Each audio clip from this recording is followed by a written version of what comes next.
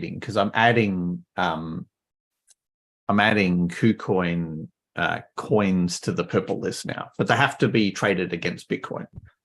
In the first 300 webinars that we did, the purple coin list could only be Binance assets and could only be versus Bitcoin. Well, now it can be any exchange assets as long as it's as long as it's being traded against Bitcoin. So I have changed I've moved the goalpost. Let's face it, it was getting a bit depressing having one singular coin on the purple list. So regardless, the methodology is still good. And if you stick to it, every single coin on this list has been on the list for about 6 to 12 weeks now. And every single one of them has done about 150%. So, I mean, I don't know what we need to do. We remind you guys twice a week to buy these bloody things. And that's how it works. We can start, mate. I don't even know what webinar this is. No, this is the 93rd. So I'll just start welcome everybody. Then this is the 93rd, I think, 93rd masterclass. And today we're going to cover quite a lot of news and what's happening in the industry. And then we're going to look at what Bitcoin is doing and what's its prediction like for the next few weeks. And then we will go through all the coins and then look at all the purple coins, the green and blue coins, and we will take questions from here. So over to you, Jonathan, and it's live on YouTube. That's great. Until we just finish the news. Right, good. Live streaming. Well, I can tell you this is not the 93rd webinar. This is the 115th regular webinar. We've done 93 on the Fridays as well. Yeah, this is webinar 115. Yeah. Technically, it's webinar 116, but I think we disappeared a webinar last week. But anyway, welcome everybody to Blockchain Education webinar number 116 for regular members. We also do Friday webinars as well for beginners. It's like a masterclass on-ramp. We're up to 93 or 94 over there. So what's happening in the news? Yeah. I think I got my dates wrong. So I thought it's Friday today. It's just one big blur. It's just, I look forward to the day when we're making so much money that we don't even know what time is. Like nobody cares what time is because you're just making so much money. And if you're watching this live, welcome, all 7 million of you. So webinar number 116. Let's talk about Bitcoin. I mentioned last week that I thought that everybody was going to get liquidated by basically going short. And that's one of the things that we're trying to do here at Blockchain Education. We're trying to anticipate what the market does. And then we basically just do the opposite of it. It doesn't surprise me then that we had basically record liquidations. Let's go and have a look at the chart and see what essentially happened, which was pretty normal, to be honest. You can see that we've had this decline here. We were up at about 32,000. We pulled all the way down to about 29.2. And that was pretty much predicted. You can actually see for the last 2 weeks that I've left the arrow on my chart. So that's about 14 candles in a row. And these are daily candles, of course. And you can see, once again, there's about 14 candles in a row there. And it's done exactly what we expected. And what's interesting is it's come to this inner channel that I created, which has been a known area of support and also looks like it was support here as well. But that didn't stop everybody from imagining, as we discussed, that this was going to happen. In fact, I mentioned last week that I imagine everybody thinks that it's going to go down here, which would have made sense. Of course, we know that that's exactly what they want everyone to think, and they go in the opposite direction. So it doesn't surprise me at all that we got this little bounce moving up in this general direction. Now, it doesn't look like much on the chart, but what you got to understand is that in this particular section here, there's around about $200 million of derivative positions, and pretty much all of them are positioned short. How do I know that? Well, we can go over to this website over here, which is called CoinGlass, and have a look at the liquidation data. And I'm not talking $200 million over a week. That'd be a lot of money, obviously. I'm talking $200 million in a day.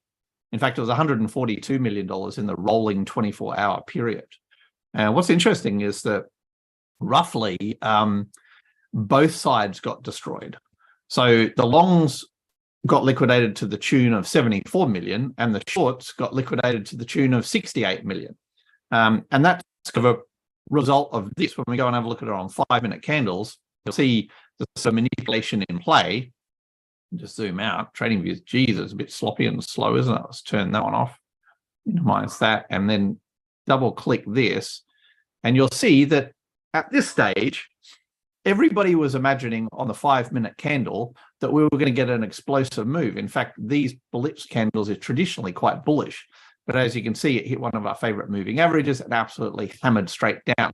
And that period of manipulation or price decline was so rapid that it liquidated all of the long positions. And if you're wondering what I mean by liquidation, and if you're wondering what I mean by rapid, let's have a look. So at one point, we're up here, and the next point, we're down here. So it's a 2.09% drop in 55 minutes, which is very convenient since that is less than a 1-hour candle. So in 55 minutes, they've managed to drop at 2%. And that 2% amount, it's not a coincidence, it was a little bit more than 2%. That's perfectly designed to kill all of the 50x traders. So anybody who had a derivative leverage position to go long, who was looking at algorithms and was thinking, yes, this is about to go up, they're the people that we can see who got liquidated here.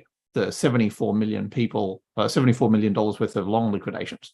Then soon after that, everybody's like, oh, well, what's going to happen now? The price is going down. And of course, then we get this magnificent drop here to the bottom of the ATRK.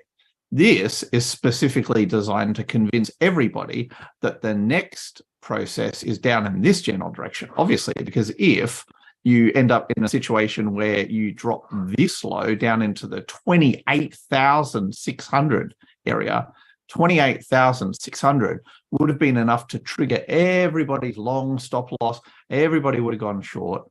And then guess what happens? Well, the opposite happens. Then they pump the price and they liquidate the shorts.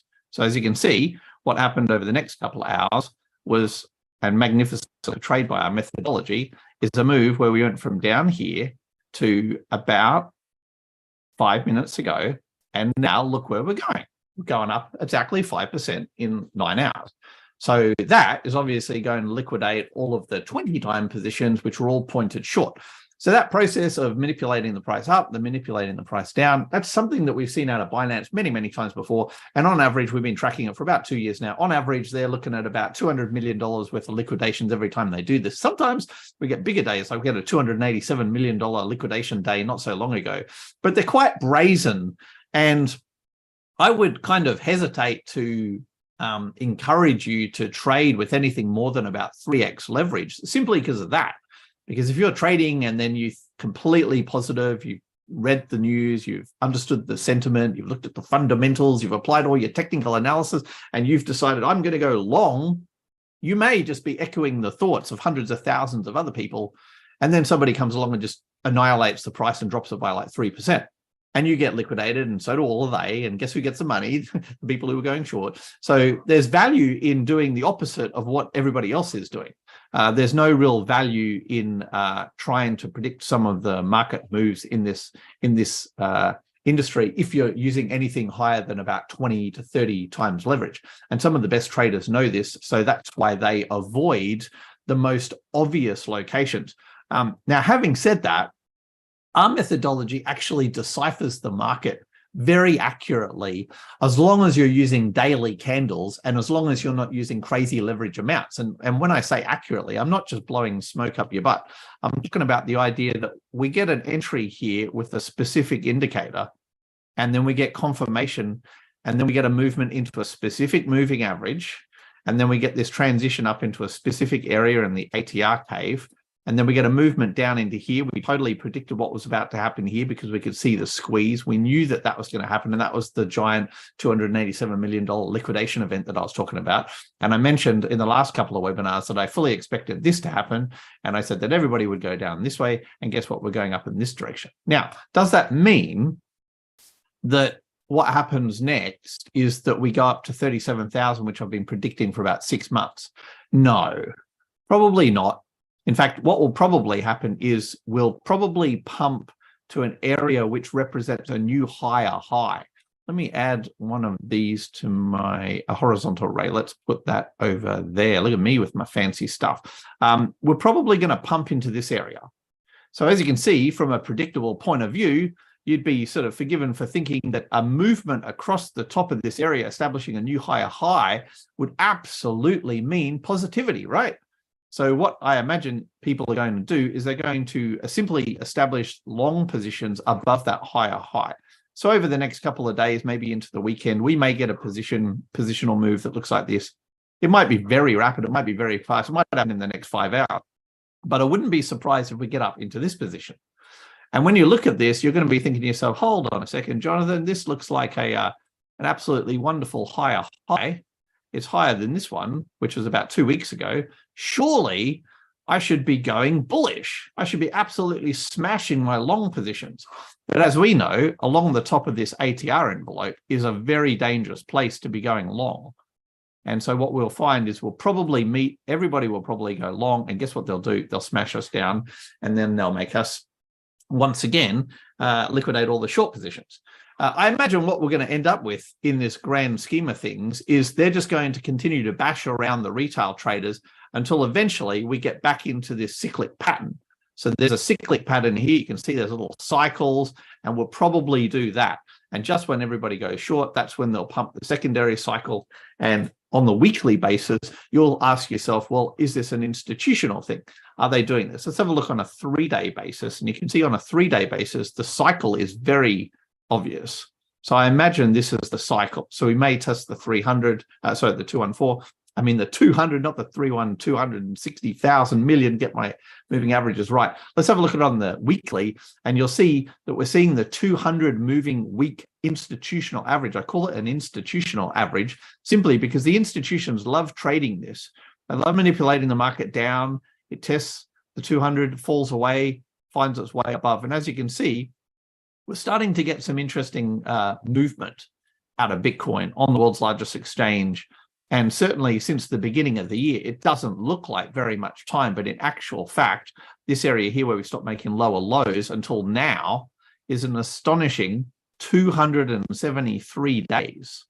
So technically speaking, no matter what anybody tells you, Bitcoin's been going up for 273 days. If you're wondering how much it's actually gone up since we stopped making lower lows, well, as of you see yesterday, it's up 84%, which makes it one of the highest, fastest growing assets on the planet. Now, I just want to drive home this idea, since we're live streaming and there's millions of people watching, that what you see in the technical analysis is usually a reactionary force to what is portrayed in the media. And if you're wondering what I'm talking media, I'm not talking about Fox News or CNN or anything like that. I'm talking about the media that dominates the landscape in the crypto industry, of which there's 5 players. And I just want to show you what they did 9 hours ago. It was an orchestrated move, which I've talked about many, many times before. If you're a regular member, you'll know that this is something which I've been talking about for like probably 2 years now. But I want to show you a collection of news stories that came out about 9 to 12 hours ago. And just as a reminder, I want to remind everybody when that was. So basically, what was happening in this particular candle here was the media was being manipulated into convincing people that the price was going to go down, only for them to swing it in the opposite direction and liquidate all of those short positions. Now, what sort of media, what sort of things would they pump out in a row? Well, you'd need to kind of come up with a lot of negative news, wouldn't you? You'd have to kind of convince the mass market that there's a lot of negativity out there. And you can't just talk about the price. You have to talk about all these like tangential, fundamental style things. And you'd need to collectively do it across 4 or 5 exchanges. And you'd need to kind of camouflage it in a way so that it looks like just organically the industry is hyper negative all of a sudden. But of course, as we know, it's not organic at all. So, let's go and have a look at some of these news stories and you'll see what I'm talking about. The very first news story that came out was Ethereum is about to get crushed by liquid staking tokens. So that's starting to make the Ethereum traders worried. Remember, these all came out in a 9-hour period. On Cointelegraph, Ethereum is about to get crushed. This guy is saying, oh, of all the places 17 hours ago, of all the things that you could talk about, let's talk about building on Bitcoin's Lightning Network is incredibly complex and hard. Oh, so negative. Even though Lightning Network is one of the best parts of Bitcoin, let's throw out a very negative story questioning whether or not the upgrades to Bitcoin are even possible. Why don't we throw out another one? Ethereum DeFi coins plunge. So even though we know Ethereum is going to get crushed, suddenly all the decentralized finance coins are also plunging as curve concerns threatens major market crash 17 hours ago. How convenient. keep it. Pro trader Peter Brandt says Bitcoin halving will be a non-event. Oh, let's attack the miners. Oh, the fact that like you get half the reward. Oh, that's just a non-event. Even though every single time that we've had a Bitcoin halving in the past, the price has literally tripled. Anyway, right, let's keep going. Curve Finance founder's $100 million debt could trigger a DeFi implosion. Wow, 14 hours ago. Notice different companies. Look, Cointelegraph, Bitcoin, and then we have News BTC. These are all the leaders in the industry. Let's have a look at this one. Crypto staking in the crosshairs. IRS unveils new tax guidance. Oh, 11 hours ago. Of all the different things, IRS released this information like literally months ago. But, let's talk about it. Very scary. Bitcoin price forecast, dark days ahead. 4 hours ago, 29,200 support fails. Well, as we know, the support didn't fail at all. In fact, as you can see in real time, this is actually pumping, which is exactly what we'd expect if you wanted to liquidate all of the short positions and the long positions. Oh, but we're not finished, because after the dark days ahead, we've got Bitcoin investor sentiment slumps to a new low, even as macro and equity show improvement. 7 hours ago. Let's just roll out. Crypto trader weighs in on possible Bitcoin extension. Oh my, we're done. We just throw it all away. Everybody just go short, obviously, which is hilarious, because as we know, if everybody is being manipulated in a 24-hour period by 6 or 7 media companies to go short, no wonder these people are getting liquidated. And everybody's terrified and they're worried. But actually, as you can see, none of that was actually true at all. And they just wanted to pump it an exact 5%, which we talked about, after a 2%, to make sure that they got bagged both sides of the long and the shorts. The truth of the matter is that in the past, they've manipulated the media many, many times before. And back in about 2017, I was kind of in some way sensitive to that type of thing until they started talking about Tether being insolvent. And I've always been an advocate for saying that's total BS. They're not insolvent. In fact, they're too big to fail and all that sort of stuff. And it didn't stop them for 2 years trying to scare everybody into believing that the Tether was going down the toilet. And there was kind of like some very short periods of time where people were saying, this is going to happen, this is going to happen. If you read between the lines, there's actually hyper bullish news out there, which is really interesting. Like this, I thought was interesting. And of course, you won't find this in the featured section on this website. You have to go and wait until everybody gets manipulated before you get the positive news, like 3 hours ago. See the time difference? Tether attestation reveals reserve increase of $850 million. That's $3.3 billion in cash reserve. So, I mean, nothing's going to happen at Tether if they're sitting on $3.3 billion in cash. You can go and read this article and talk about treasury bills. So they're US treasury bills. So I don't know about you, but I don't imagine that the United States government's going down the toilet anytime. They're pretty bloody safe, institutional, safe. So Tether is absolutely minting it. They're becoming more and more stronger, if that's a way to say it. They're becoming more and more hyper-competitive. And the other coins, who even uses the other coins? Then, not only on top of that, then you've got the Bitcoin mining in July. How convenient. 5 hours ago, they start rolling out the positive news all of a sudden. So they're talking about the dominance of the top pools and how there's been a record amount, approximately nearly $1 billion in block rewards, and the miners are doing great and everything's on track for the halvening. Everything's fine now that it's 5 hours ago. But, don't worry if it was 15 hours ago, because the mining's a non-event. Suddenly, 10 hours later, we're getting a bit of positive news out of the miners, like record numbers, which I find is really interesting. And then, of course, as I mentioned last week, this is the biggest news story of all that nobody seems to want to talk about. But, it's a convenient positive news story that is perfectly rolled out 3 hours ago. Binance to enter Japan with a bang will list more tokens than any local exchange. So they're doing 34 tokens. But I mentioned last week how important it was for Binance to be able to give them the green light in Japan. And that just opens up a giant market. Japanese were somewhat reluctant to trade crypto. But what's hilarious is that back in the old days, and if you're an oldie like Asita and I, you'll remember the days of Japanese exchanges like Mt. Gox and Mark Caples and all this exciting stuff, cracking news in Japan. We're talking 2015, 16. Japan was a big deal. In fact, in Australia, when we wanted to buy Bitcoin, we used to send our money through Japan. And then the Japanese government got a bit nasty about it. We saw last week that the new prime minister of Japan's like, oh, I love Web 3.0. It's the greatest thing in the world. We'll talk about politicians in a second and how that influences things. But of course, the introduction of Binance buying a local exchange, getting all the legislations and rolling out 34 tokens in the next week or two, it's a huge deal. That's a huge deal, not just for Japan, but all the Koreans and the Chinese that will be able to work through that Japanese exchange to just shuffle hundreds and hundreds of millions of dollars worth of crypto. This is like probably the most bullish story of the year, but the journalists are like, let's keep that under wraps until a couple of hours ago when they needed everybody to support their bullish ambitions. How convenient.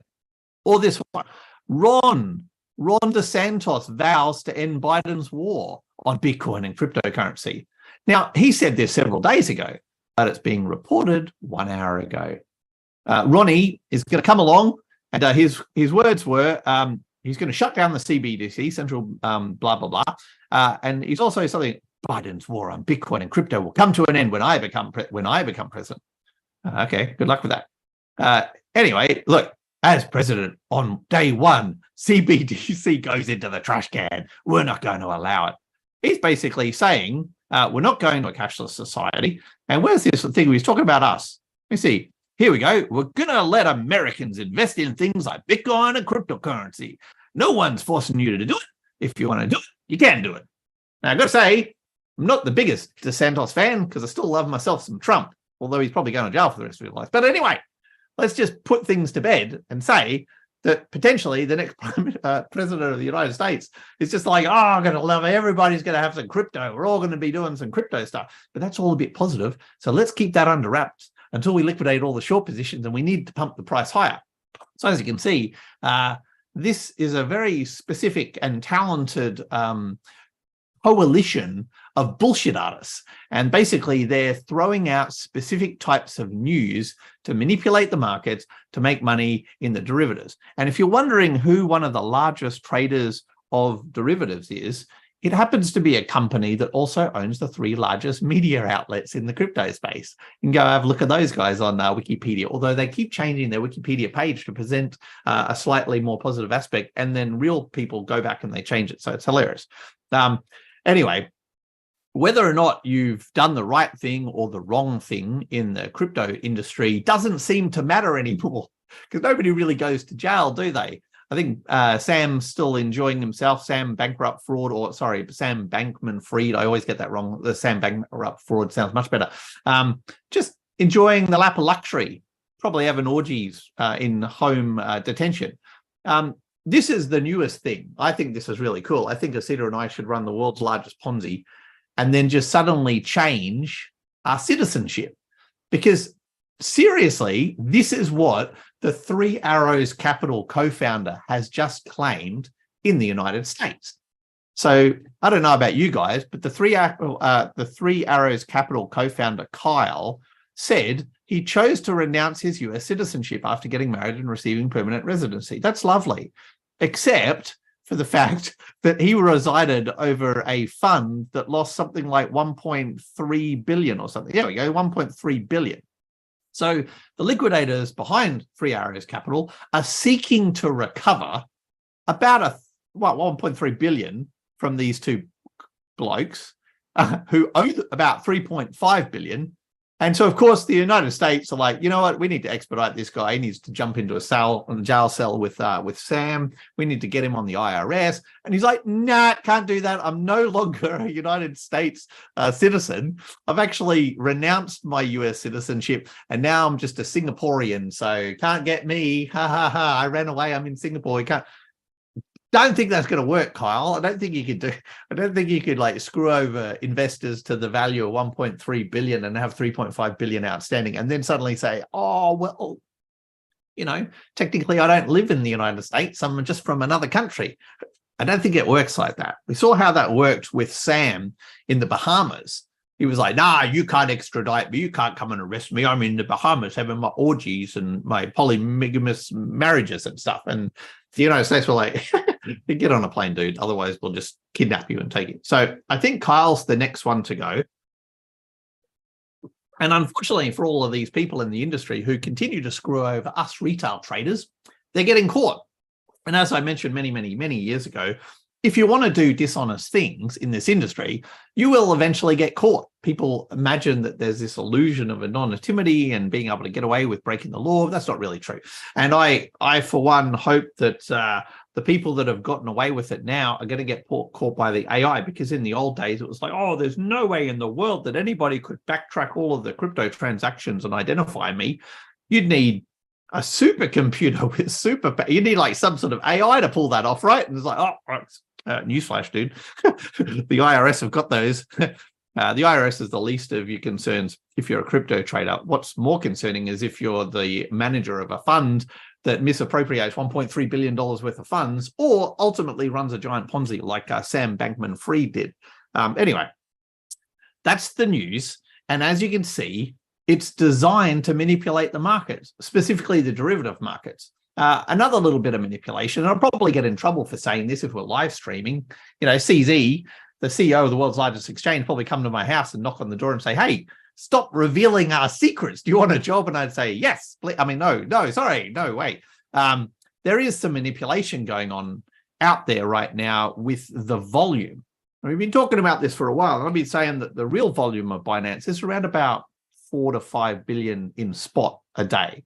We know that because we ingest all their data every day and we have a look at it. But if you believe CoinMarketCap, it's double that. It's nearly, it's on its way to 10 billion.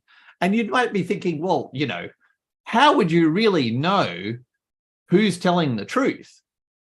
Surely CoinMarketCap is a great source of, sorry to bust it, but CoinMarketCap's owned by Binance. So that's what a conflict of interest here. So Binance are claiming that in spot trading, they've done over 10 billion, which I think is completely hilarious. Whereas there's another company, which is independent of Binance, called CoinPaprika, who uses an algorithm to detect wash trading, the same wash trading that the SEC and the FTC labeled Binance as doing. And they're identifying the fact that, yes, there's 9 billion, but in actual real volume, there's 5.7.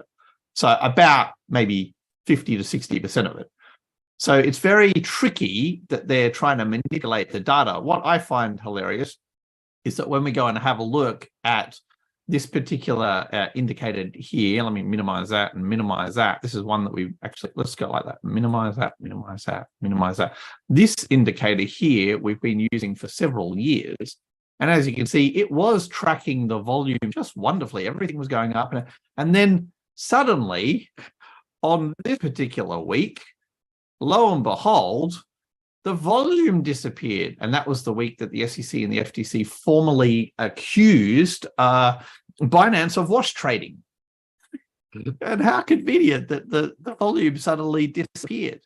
I remember saying to Rita that we had never had 4 candles in a row of blue activity like that in the past. And you can go back and look at, like, literally going all the way back to 2017. And yet now, when you have a look at it, there's plenty of opportunity for absolutely low volume. Now, having said that, low volume doesn't mean low prices. In fact, as I've mentioned many times before, one of the reasons we're getting low volume is because there's a disparity in the amount of buyers and sellers. And what that really means in the grand scheme of things is there's no bloody Bitcoin to buy, even if you wanted to buy it. In fact, I reported a couple of weeks ago that if you go and actually add up, and you're going to need a big calculator, but if you go and add up all of the crypto, specifically Bitcoin, available for sale on the top 20 most important, largest institutionally recognized exchanges, if you add up all the Bitcoin and you want to go and have a look at how much is actually out there for sale, historically, it's at a 6-year low. And the last time that was that low, we had a supply and demand situation where, guess what happened? Everybody wanted Bitcoin, but there was no Bitcoin. So you get the classic economic supply and demand curve, so the price goes up. So we're in the same situation as we were in 2017, when we saw the price literally go up by 20 times. Institutionally speaking, we're the same place right now. And if you're an institution that's thinking, you know what, I wouldn't mind getting myself some Bitcoin, wouldn't that be good? Because I believe in the longer term of it, and I'm sitting on a stack of cash, and perhaps I don't think that the treasury bills in the United States are actually worth anything. And perhaps maybe I'm just a giant ass electronics company or service institution or a finance institution from Japan. And the bloody prime minister keeps talking about Web 3.0 and how wonderful it is. And I'm a Japanese investor and I've got like 600 million bucks. And I think to myself, I'm going to get myself some of that Bitcoin. And you go along to your Binance exchange and it's opening and there's all the party poppers and everything's going crazy. And we're launching in Japan. Binance is launching in Japan. And then you go in there and you're like, oh no, give me some Bitcoin. And they're like, there's none.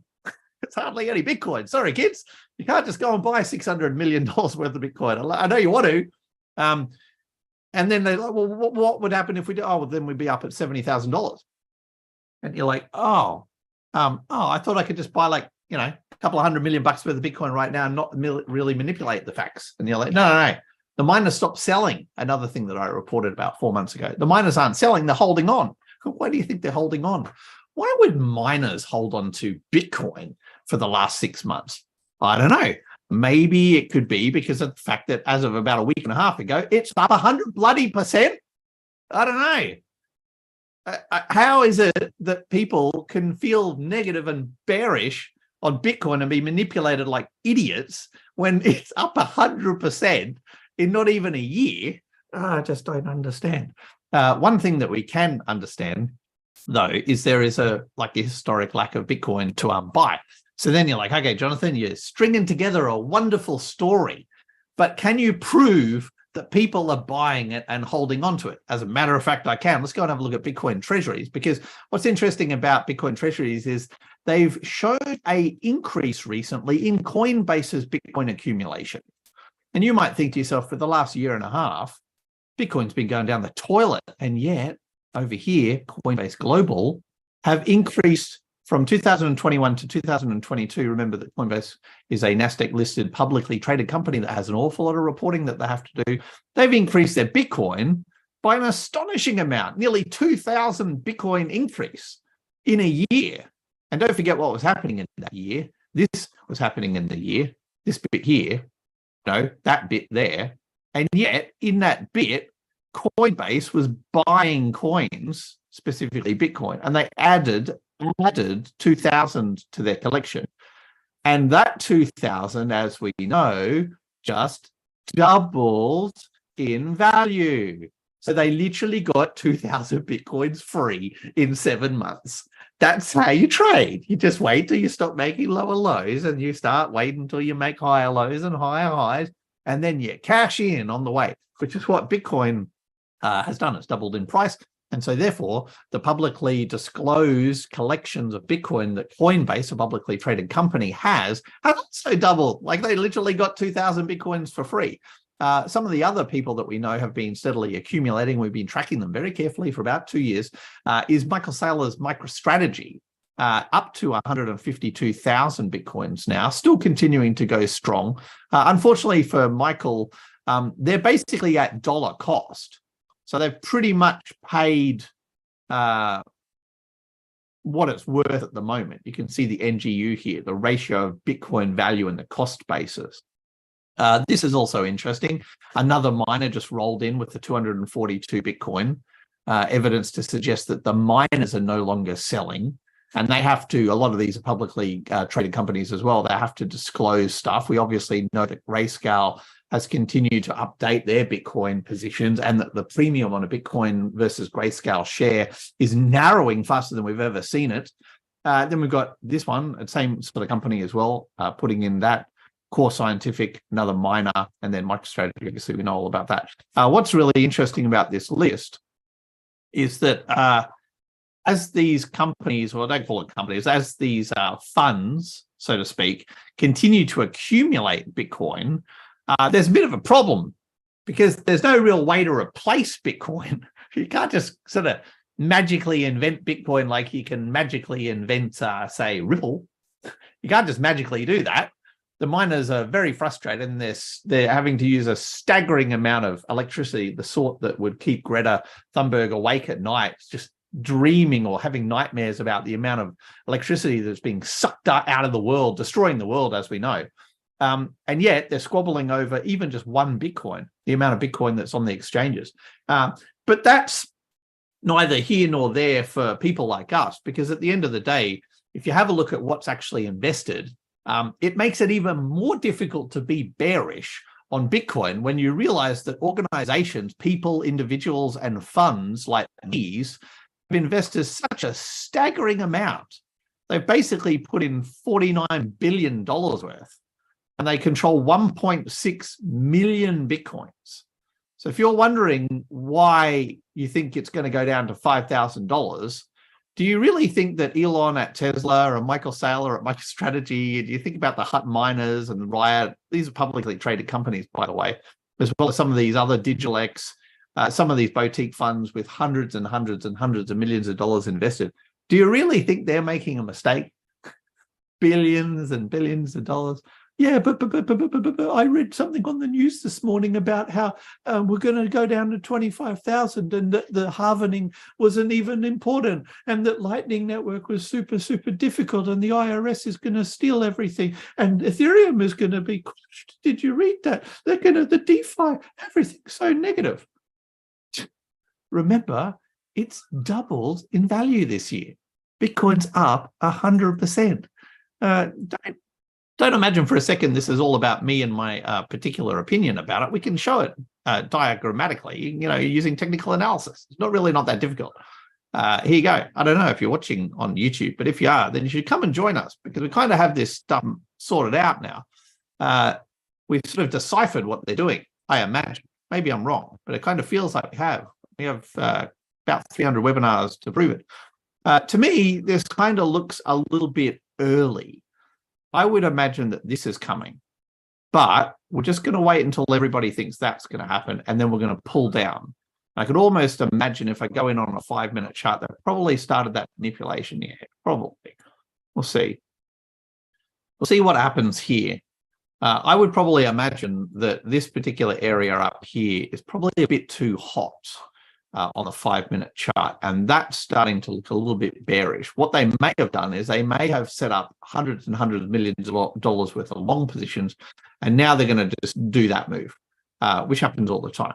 On a daily candle, basically what happened is they have liquidated all of the short positions, as we mentioned. These are all the short positions that have been liquidated by the price going up. And now I imagine what happens is everybody is completely convinced that this is a new low, higher low. They'll go long, and then they'll just drag us down into this general direction as well. So we'll see how things go. I think in the grander scheme of things, we're still tracking in a very positive way. We still have these higher lows, these institutional higher lows. I wouldn't be surprised if that is a new higher low at an institution level. We'll see. Certainly, it will depend on how many people believe in it. And as you saw, they have pretty much convinced everybody right now in the last 24 hours that Bitcoin is in a terribly weak state and that it should really be avoided at all costs. And not just Bitcoin, the whole industry, crypto and Ethereum as well, should be avoided by manipulating the news. And it took me quite a bit of effort to find that positive news and thread you a narrative that is a little bit bullish, which would kind of suggest that we have a move to 37,000, like I said. The question is, Jonathan, you keep talking about this thing called Bitcoin. Don't you know there's other coins out there? And I'm like, as a matter of fact, there's about 2,000 digital assets out there that we should be keeping our eye on, mainly at KuCoin and Binance and Coinbase. So there's about 2,000 coins with actual liquidity. I'm not talking about the little pump and dump coins that go like this. And then when you go and look at the actual liquidity and volume, you're like, oh, that was about $363 and that I could have made a fortune. No, I'm talking about the 2,000 coins where there's decent volume on world's largest exchanges. And out of that 2,000 coins, there's a handful called the purple list that we have over here on the right. I want to have a look at those in relation to Bitcoin. So let's have a look at this particular chart, which is tracking 15-minute candles. And I'm looking at the purple coins in relation to Bitcoin over a 7-day period, a rolling 7-day period. So as you can see on this chart, we have, let's see if I can get my arrow back. Where did my arrow go? It seems to have disappeared again. Let me go and put it back on the chart. Get back on the chart. I definitely didn't remove it. Anyway, that is a 7-day rolling period from this side of the chart to this side of the chart. So if anybody, one of your friends says, hey, you're in that blockchain education group, what do you reckon's happened over the last week? What can you tell me about crypto? Well, you can immediately say, I think Bitcoin's up around about 2.3%. Bitcoin's the orange line. It's a bit hard to see. There is an orange line in there. It's up 2.3% for the week. So you could say to your mate, Bitcoin is up 2.3% for the week, which is a result of that recent pump after bearish news. However, there's other coins out there which are also increasing in value versus Bitcoin. For example, XDC is up 17%. Maker is up 16%. Ant is up 12%. Trias is up 7%. Even Tomo is still up 5%. And then we've got a couple of new ones called Wild and INJ. I mentioned last week that Wild, I keep calling it Wild, it's not the correct thing. It's called WorldCoin. I did mention last week that we had to keep our eye on WorldCoin, Sam Altman's backed coin. Now, as you can see here, boy, was I right about that. Look at that. Boom, straight away, running. These are daily candles. Interesting, once it listed versus Bitcoin, everybody just went bananas and bought it up to the sky. In fact, from the low to the high on that first candle was 5,000%. Work that out. Anyway, you can see what I'm looking at here on WorldCoin, listed on the world's largest exchange called Binance. There seems to me to be a maneuver here. These are 4-hour candles. So low, higher low, higher low, higher low.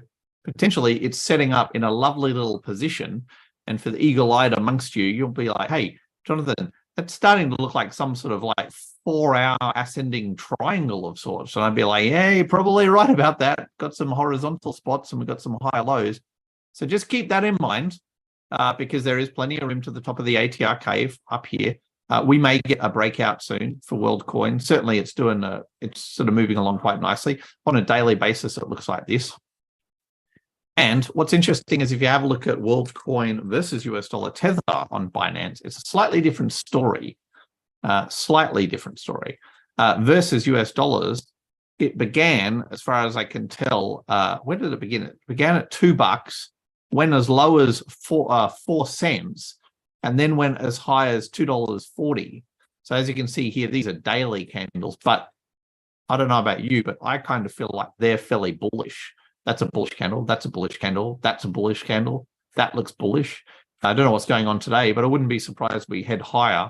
And these sort of amounts can be pretty impressive. If we're at $2.40 now, there is a good possibility that we run to $3, $4 just this weekend. So keep that in mind with WLD. Probably jumping the gun. Let me go and share the list here. This is the Purple Coin list. If you're a blockchain education member, you get this all the time.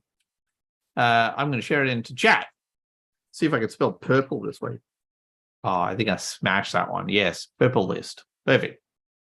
Getting the thumbs up. It's a good day. I've had a lot of coffee today, so I expect my fingers to, work very cleanly and very efficiently. Purple Coin list is any asset that I deem has complied with our company's methodology in a proper disciplined way over the last 7 to 10 days and represents a decent combination of trading momentum and uptrend strength and systematic cumulative volume, as well as trading within a sort of an average true range that makes sense over a short and prolonged period of time, a mixture of moving averages. That's essentially a wonderfully balanced trading methodology that we've got. And it shows itself in a visual format through a series of moving average bands. And you'll see those moving average bands now as I show you this chart of Ant, which has conveniently been on the Purple Coin list for probably 3 months now. And you're probably wondering, hey, how did you guys potentially know that this was a good looking trading coin? And it's like, well, there you go. I mean, it looks good to me. Series of higher lows, obviously. Let's see if I can find my highlighter pin. I should add that one as well. I'm getting a bit crazy now. A series of higher lows. Looks really great. I told you we wouldn't get a higher low here. That's why it was on the Purple Coin list for the last 2 weeks. And what we're seeing more recently in that last 2 weeks is a move like this. As of yesterday, it was up 16% in 8 days. Even more insane if you look at the 30-day average or the 32-day average, we're up 25%. So it continued to make higher highs.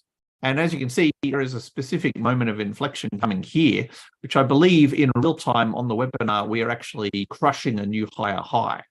So as you can see, if we were to close this candle right this second, we'd actually have made a higher high. And I can say there tends to be a bit of room to the top of this ATR envelope. So I can see us just running a bit hotter.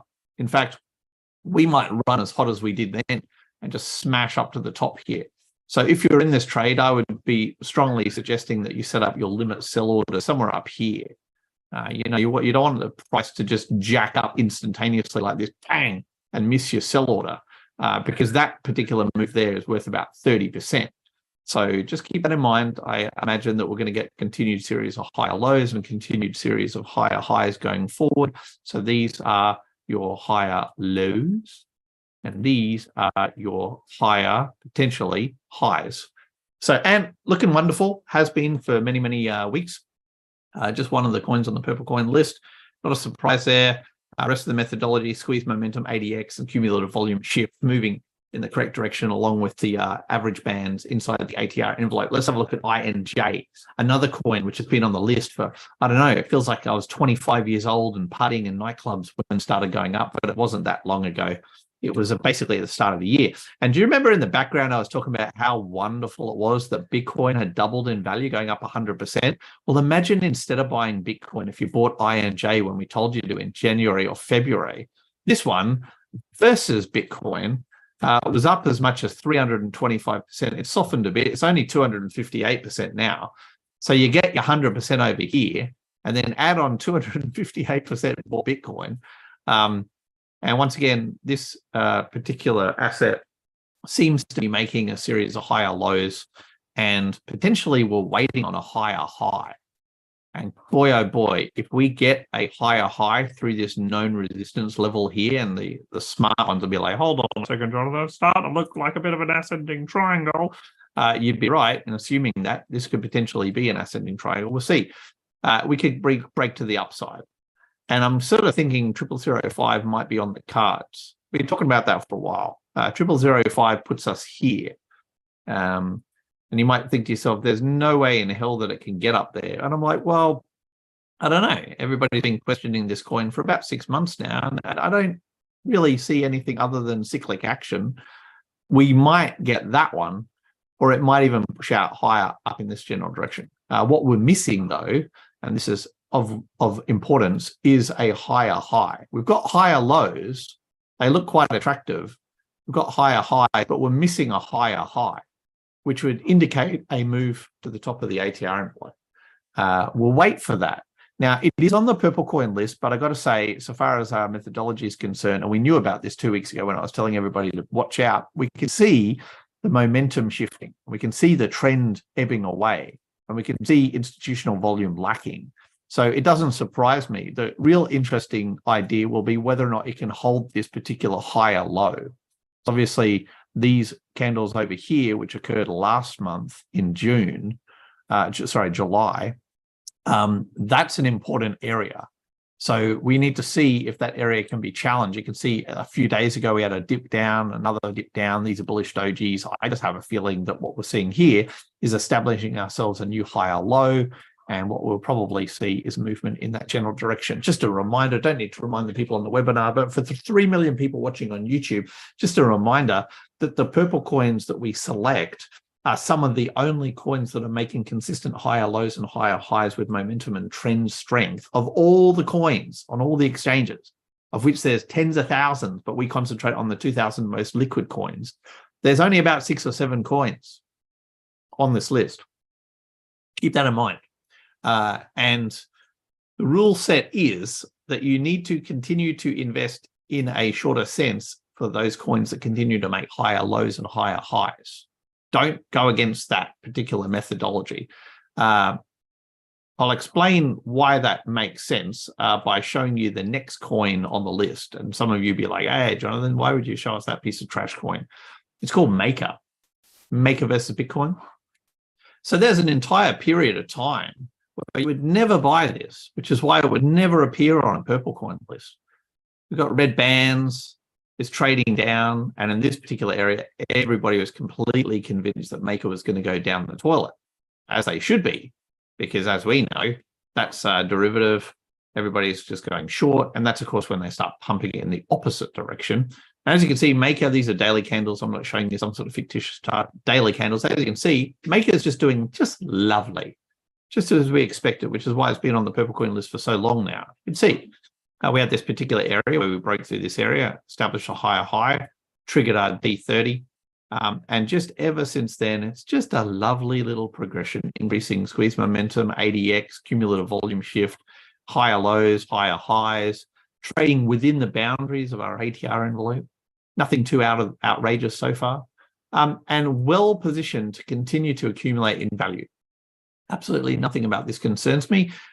Possibly last week was a little bit worrying because we had this previous resistance area, which, as you can see, it appears that we may have just demolished that over the last 4 days. You know, we're setting higher yesterday, and we didn't even test the top of the ATR envelope. So I think that we're going to see continued highs and continued lows for Maker versus Bitcoin. And this is one of the good strong coins. If you're wondering how strong, when it stopped making lower lows, it's now up 100% in 34 days. You thought 100% on Bitcoin in 3/4 of a year was impressive.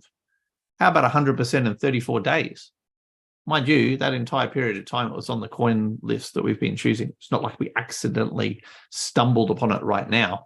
Tomo, another one of the perennial favorites that we've been tracking for a long time.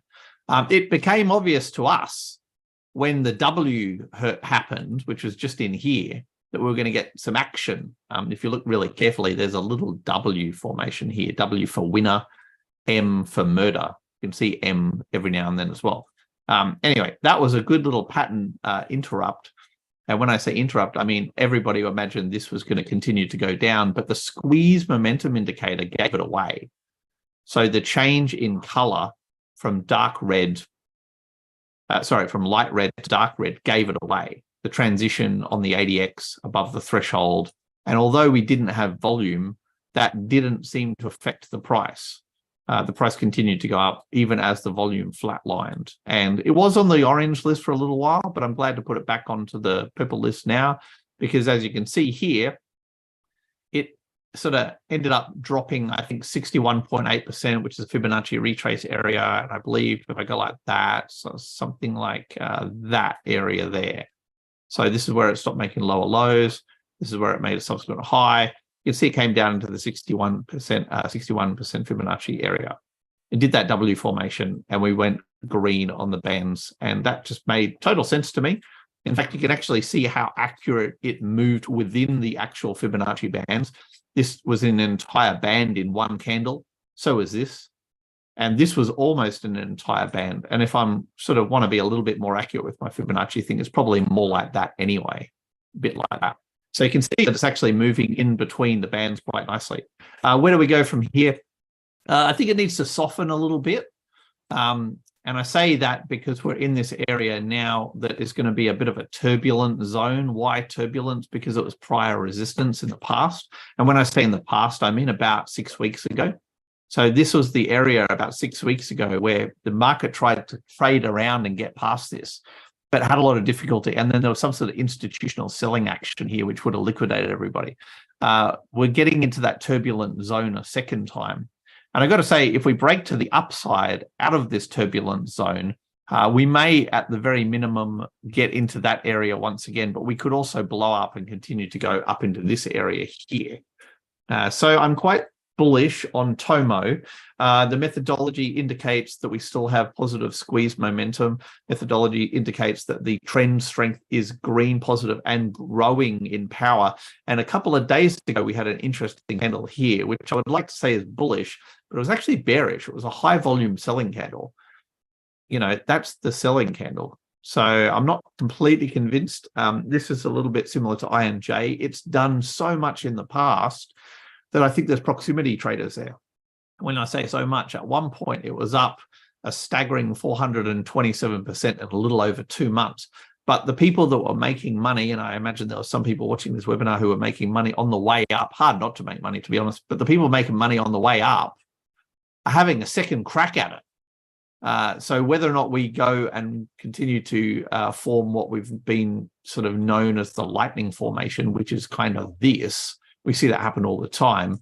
Whether or not that happens, or whether or not we end up making a new lower low down in this general direction, that's kind of open to debate right now. It's a little bit hard to know. There's a strong chance that this is a channel waiting to happen, and of course it won't be green, it will be kind of red.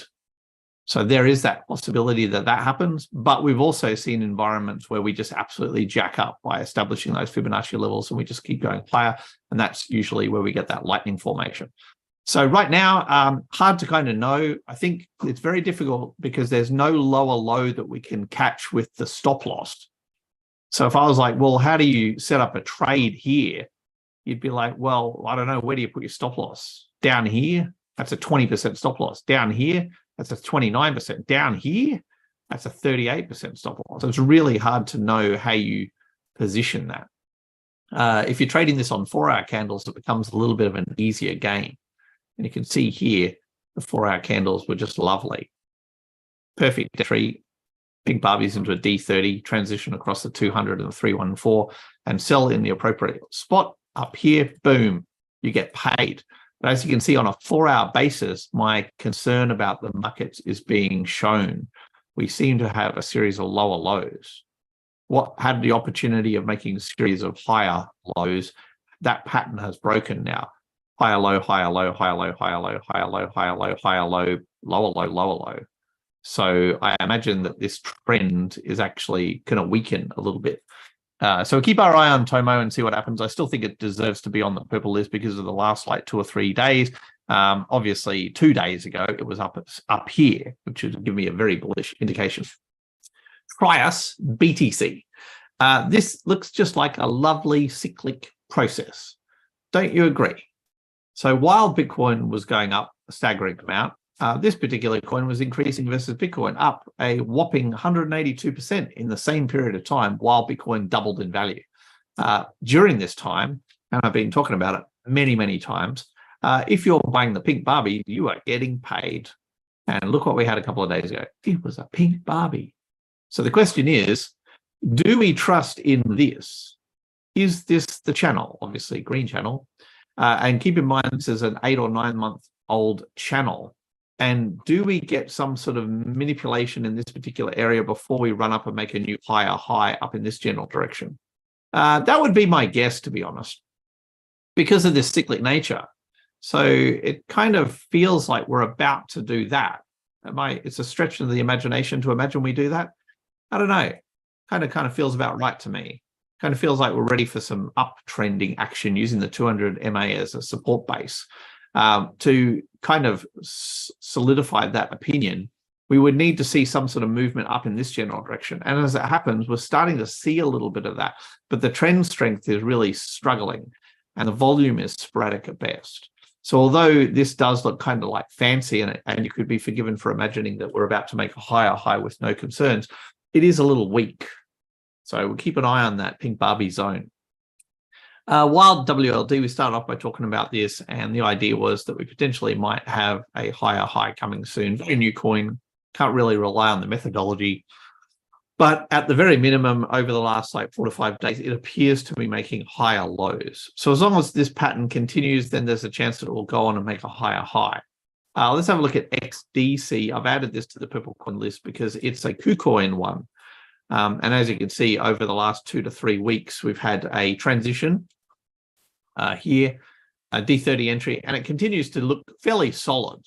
When I zoom out, it also happens to have smashed its way past this particular resistance range-bound zone.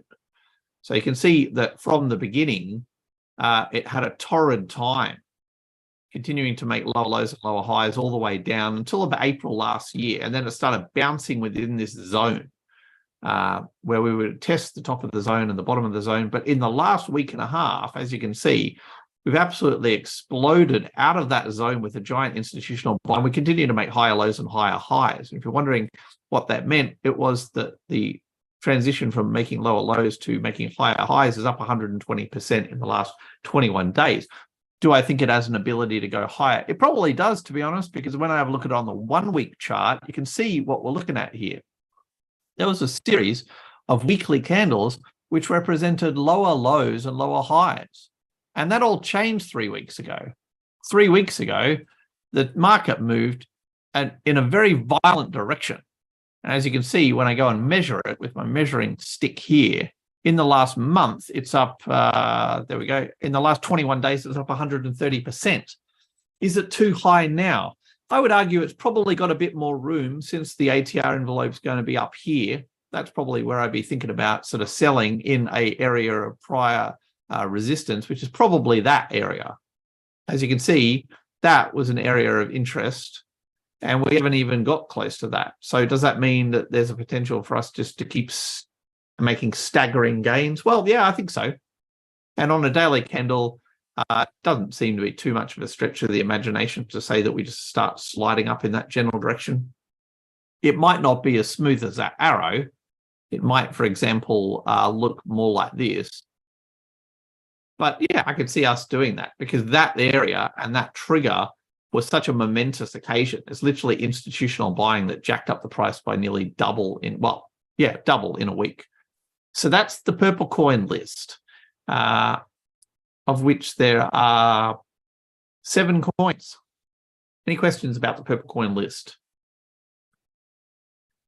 Sarah is jinxing me by telling me that it's the word orange that I don't know how to spell in real time without looking at the keyboard. And we're going to put that to the test right now because I'm about to introduce the orange list. If you're one of the 3 million people on the world's largest Web 3.0 classroom that are watching this live, I'm glad to say we have another list for you. It's called the orange list. Today is very exciting. It's got 23 assets on it. What, pray tell, is an orange coin asset?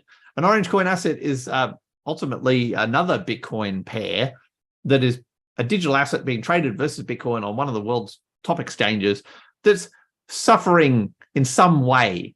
It looks so positive, so hell-bent on joining its brethren in the purple list, but it has some sort of fatal flaw. We're about to discuss those fatal flaws. However, the orange list is always the list that has the most opportunity over the next 7 days for you to make stacks of money. So orange list. Oh, orange list. Tried. Orange list is in the chat. Like I said, if you're part of the 3 million people watching this live, you really wish you wanted to. Now you're going to have to manually do these orange coins yourself.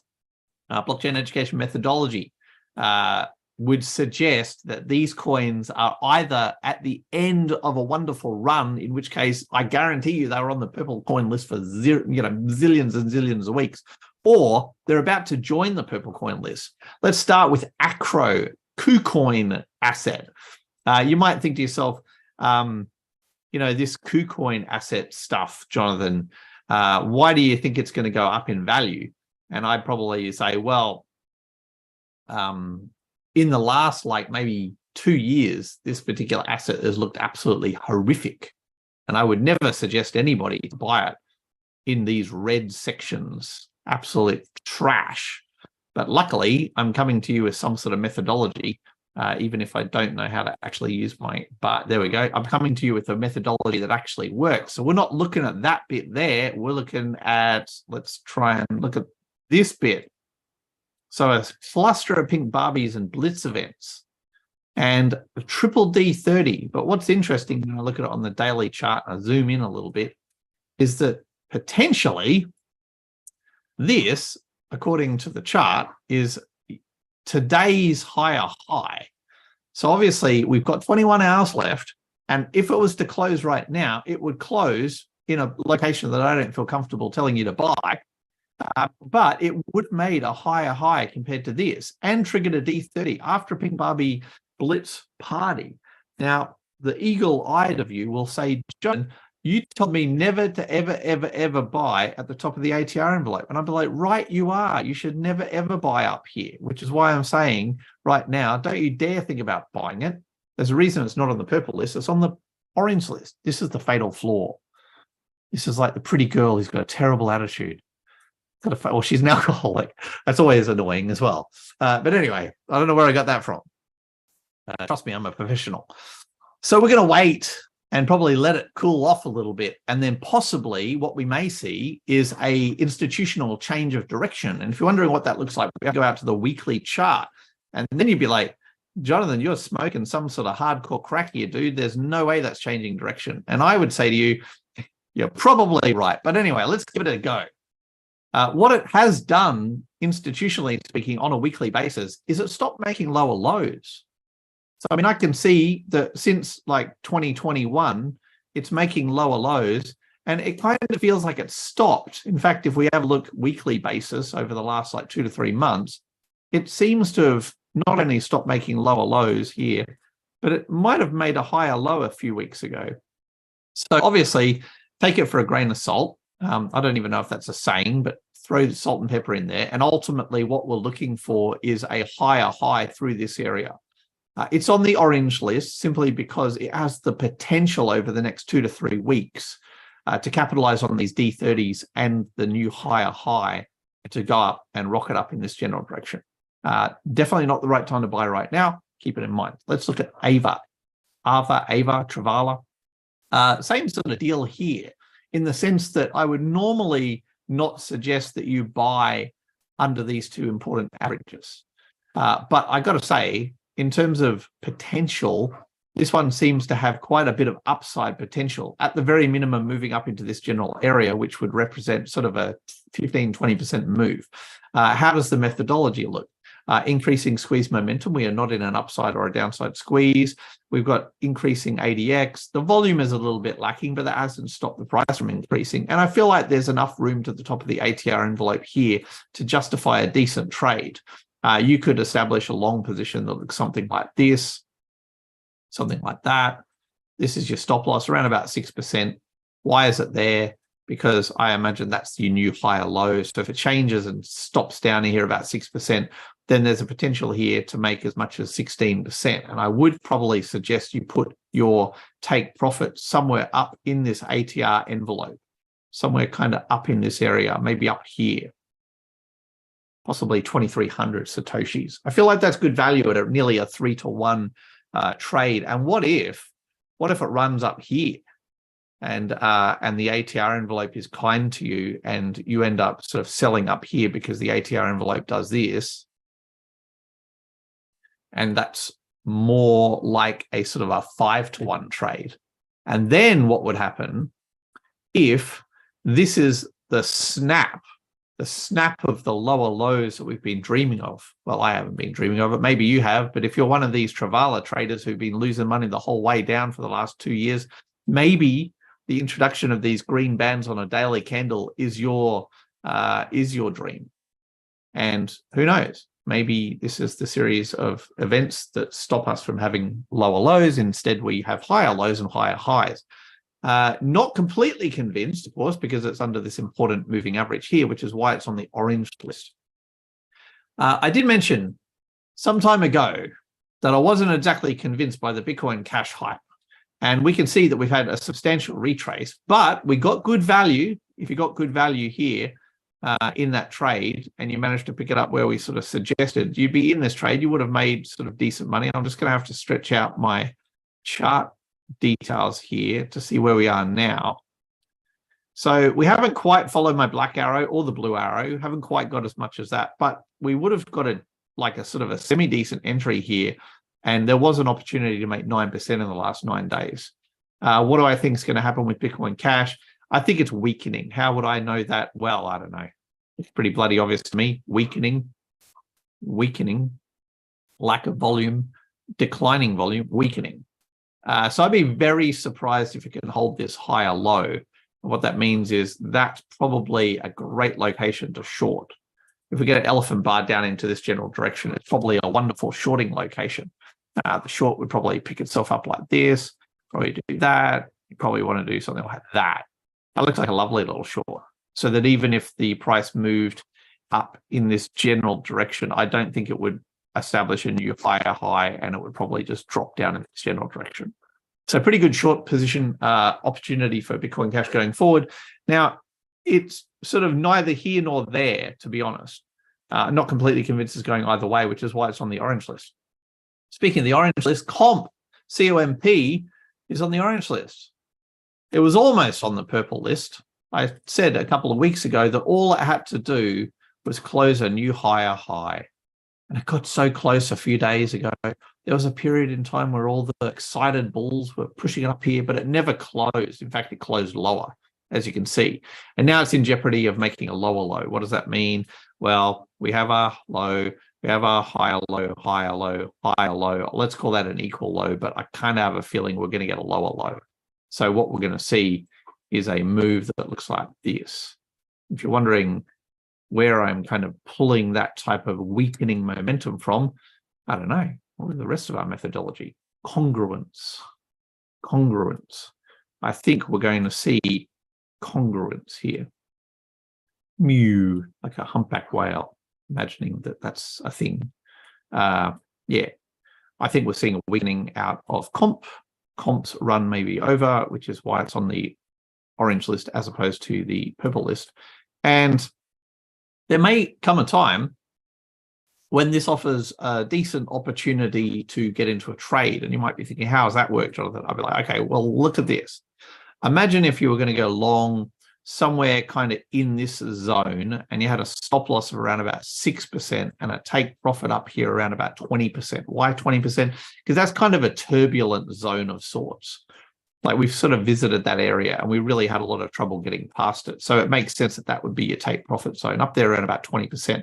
And your stop loss would be really tight because there is an opportunity that it will bounce off this moving average. It may come down here and then bounce up in that general direction. So the deeper you can get this, the lower the price that you can get this, the tighter your stop loss can be. You get away with a clean 5% stop loss and look at a kind of a 22% trade, in which case you're getting a 4-to-1 risk reversal there. Risk versus reward ratio, the triple R. Having said that, like I said, you're going to see this sort of declining momentum. So you're battling our methodology, which makes me question it, which makes me think, hey, if you're a question mark, you belong on the orange list, which is why comp's on the orange list. Let's clean the chart and look at kudos. Kudos to you. Kudos doing what I suggested you would do, running to the 200 and breaking a new higher high. Wondering what that looks like. There you go. Look at that. It's taken forever and a day. Imagine if you're a kudos trader. You're one of those people who's into fundamentals. I love the kudos project. These guys really know what they're doing. I've been a supporter since day one. And then I lost like 99%. I'm still a supporter of the kids. I'm down 89% in the last 2 years, but I'm still there. Well, there were a particular period of time where you might have got excited. I'd say this would have been an exciting time, but this is probably another exciting time. Pink Barbie, after 2.5 years of decline, what does it look like in the grand scheme of things? Well, we stopped making lower lows. Stopped making lower lows about, I don't know, 3 months ago. Look, lower low, lower low, so many lower lows right here. On the 23rd of May, 2023, what's 23? Right there was when we stopped making lower lows. It's like, hold on a second, are you trying to tell me that that is as low as we're going to go? Yes, and look what's happened in the preceding time, not the preceding time, the time since the last 80 days, 80 days, we've potentially had some movement, including higher lows, and now, as of yesterday, a higher high. Actually, 2 days ago, a higher high and a pink Barbie. We're tracking in the right direction. What does the methodology tell us about it? Well, it was giving us a bit of a warning that we're going up, and now we've got a little bit of volume here. What does that volume look like? Where did this come from? Oh my God, there's a red and a yellow section. So, don't know where that voice came from either. Methodology online, broken the 200, potentially. We've got to keep an eye on this now. Where's the next place of resistance? Well, this is probably a concern through there. That was obviously a low. But as you can see, that might have stopped at once, but a few days ago we broke that. So then the question is, okay, well, where next? I'd suppose there's going to be a resistance zone here, top of the ATR envelope. That's ideally where I'd be taking my profits. But beyond that, maybe up here somewhere. And that's like a pretty impressive move up in that general direction. Obviously, it has to break these particularly important moving averages, which is why it's on the orange list as opposed to the purple list. If it had smashed through this area like this and set a new higher high and got up here, it would probably be a purple coin. But until it does all that, it'll remain a bit daggy, a bit out of favor, a bit on the orange list. And if you're wondering how fluid that segue was, let's look at something that's daggy. It's called DAG, Constellation, DAG. That was good. I like that one. Obviously, there's some sort of change. If I was to say to my 4-year-old, who I've got to say is probably a better trader than me, what's different? Where did you identify the trade? She would say, Daddy, that looks different. I'd be like, you'd be right. This is painful for anybody who's been going through this for the last 6 to 12 months. And if you're wondering, hey, are you just making this stuff up, Jonathan? No. Look, I'll show you. You go percentage from here down to here. That's 278 days of misery. Imagine what the Constellation fellows are doing on Twitter, trying to pump themselves up for the last 278 days, only for their traders and investors to lose 77%. Guess what you won't find in the last 278 days on camera? You won't find me, look, this is me. You won't find me going, yay, everybody buy Constellation, yeah. No, it doesn't happen. 278 days of absolute ridiculous lower lows and lower highs. But I do acknowledge, like my 4-year-old was, that this is potentially a shift. However, I also know that this could potentially be an M formation, which means even more horror to come, which is why it's on the orange list. Keep an eye on it, though, because it is a subtle shift. Speaking of subtle, there's nothing bloody subtle about the next asset or the Muppet who loves to pump it, Mr. Elon Musk's Dogecoin. What a Muppet that coin really is. A meme coin Muppet. Similar to DAG and so many other coins, in fact, 90% of them, we've had nothing but absolute historical pain for the last 6 months. So while Bitcoin was going up 100%, Dogecoin was busy going down 67% in the same period of time, which is why it hasn't been on my purple list for a very, very long time. But like DAG, I've got to admit, that's a little bit of a difference. Now, that might be a result of X.com. How it relates to some piece of crap meme coin called Doge, I have no idea, but the traders don't seem to care. Yeah, like, Jonathan, you don't know anything. It's up 33% in the last 13 days. Does it have much of a hope to go any higher? No. Why? Because we've got a methodology that overrules all that fundamental BS. And I can kind of feel like that is showing me in real time that the game is over. That looks painful. Is this a 4-hour break of the uptrend channel? Possibly not yet. There might be a channel that looks like that. It might even be an opportune time to buy. But I just kind of get the feeling with 1 hour and 33 minutes to go that this is actually going to be a lower low breaking this area here. And that would fill me with concern because we may just get a movement in this general direction. The question is, that looks, Jonathan, like a location of a possible long position. You could sort of just go, hey, let's have a nice tight stop loss and let's aim up here and get myself a 5 or a 6 to 1. And if it should happen to break below this channel and go lower, then I'm going to trigger a 1% stop loss. I'll even give you an extra 2.5% there to give you a bit of extra flexibility. I'm prepared to lose 2.5% if I can make 7% to the upside, which I've got to say, there is a possibility that this is in play. However, our methodology is a little bit more nuanced and complicated and complex than that and offers more value. So what is actually happening at this particular location? Like, is there any other indicators in this area here that can inform us? Is there the chance that we're going to get this massive upside swing momentum, ADX trending, we're just going to explode high? Is there volume? Is there trend momentum? Is there, I don't know. Well, as it happens, no, there's not. In actual fact, it's pretty clear what direction we're going in terms of the momentum. It's pretty clear what direction we're going in terms of the trend. There is no trend, and it's pretty clear what direction we're going in the volume. So for all those people out there saying, yeah, but didn't you hear this about that? And didn't you hear this about that? And didn't you hear about Elon talking about Dogecoin and all that sort of stuff? I would kind of suggest that the trend may be disappearing on you. And you better hope that you get one of these manipulation candles to save your bacon.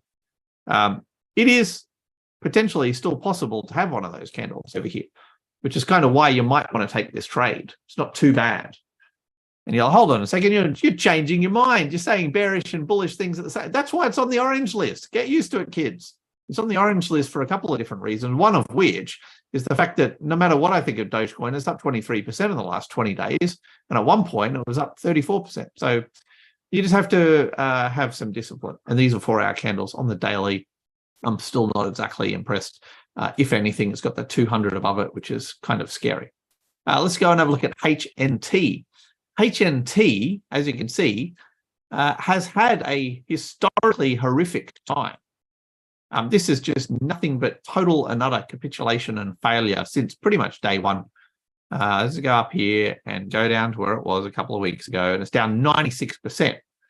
But if there was ever a time in the last 539 days, which is this, if there was ever a time in the last 539 days to buy it, it would be when it fails to make lower lows. So if I could show you this chart, you'd be like, okay, well, hold on a second. I can see a lot of lower lows there, Jonathan. Yeah, but not recently, not in the last like 3 to 4 months. In fact, recently when I zoom in here, you can see that although it's been torrid, the last like maybe 30 to 40 days has actually not been too bad. As of the last 35 days, it's up 61%, which is why it's on my orange list. There's a potential here now that we've made a new higher high. Hold on a second, Jonathan, quantify that. What is a higher high? Well, this is a higher high. Yesterday, we made a higher high. You're like, what do you mean higher high? I mean, if you go and have a look at the most recent high, which was here back in July, yesterday, we closed higher.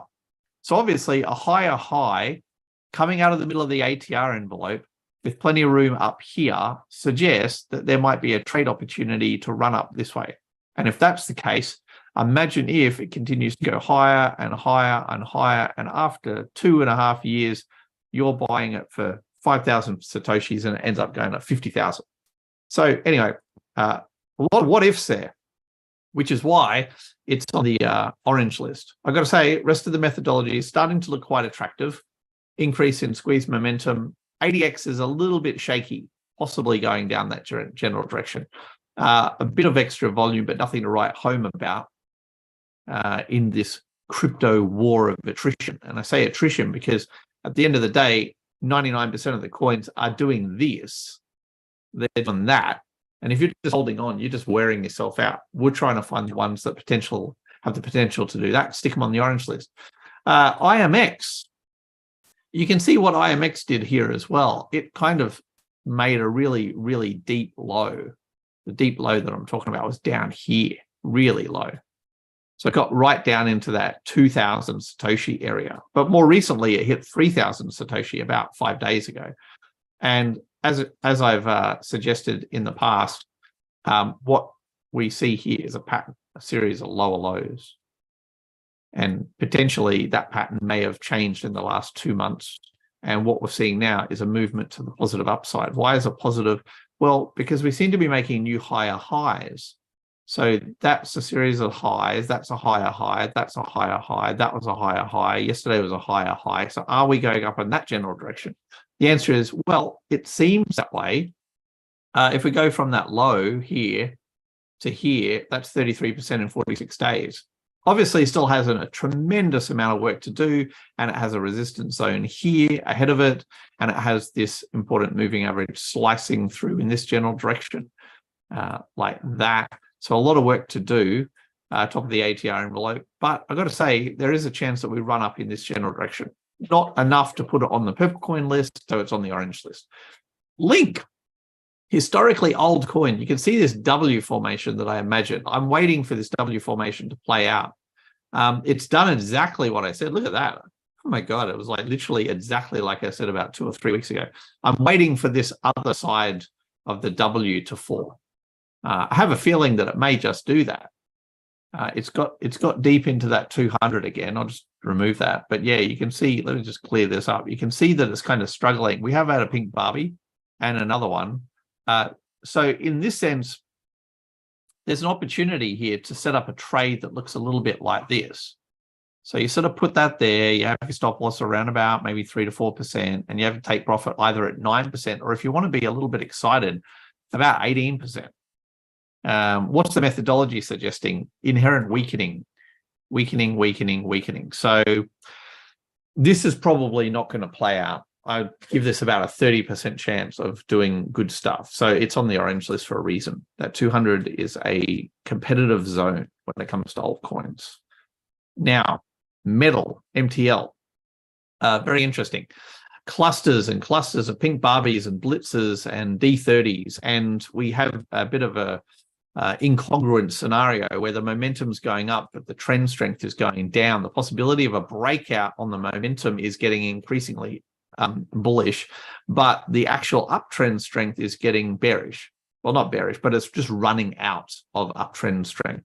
So a bit of incongruence, if that's even a word. But I've got to say, this is starting to look like some sort of symmetrical triangle, some sort of, I don't know if that's a thing.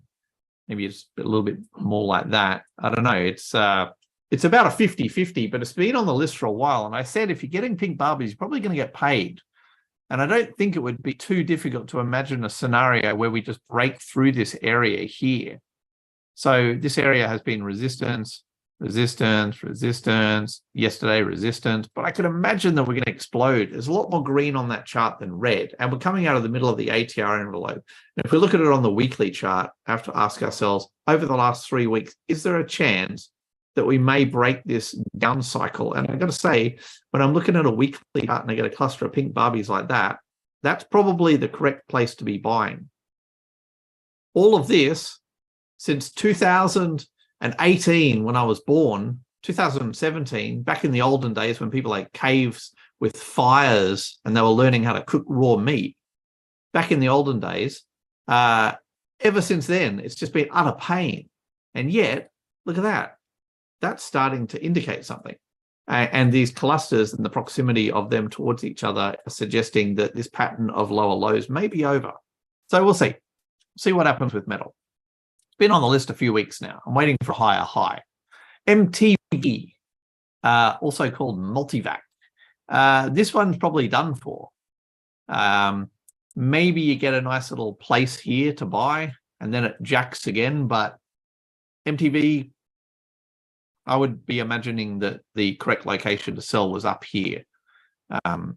And it was a bit of a run. You'd be like, what sort of run are you talking about? Well, since we put it on the orange list, it went up, 124%. So that's probably a bit too much.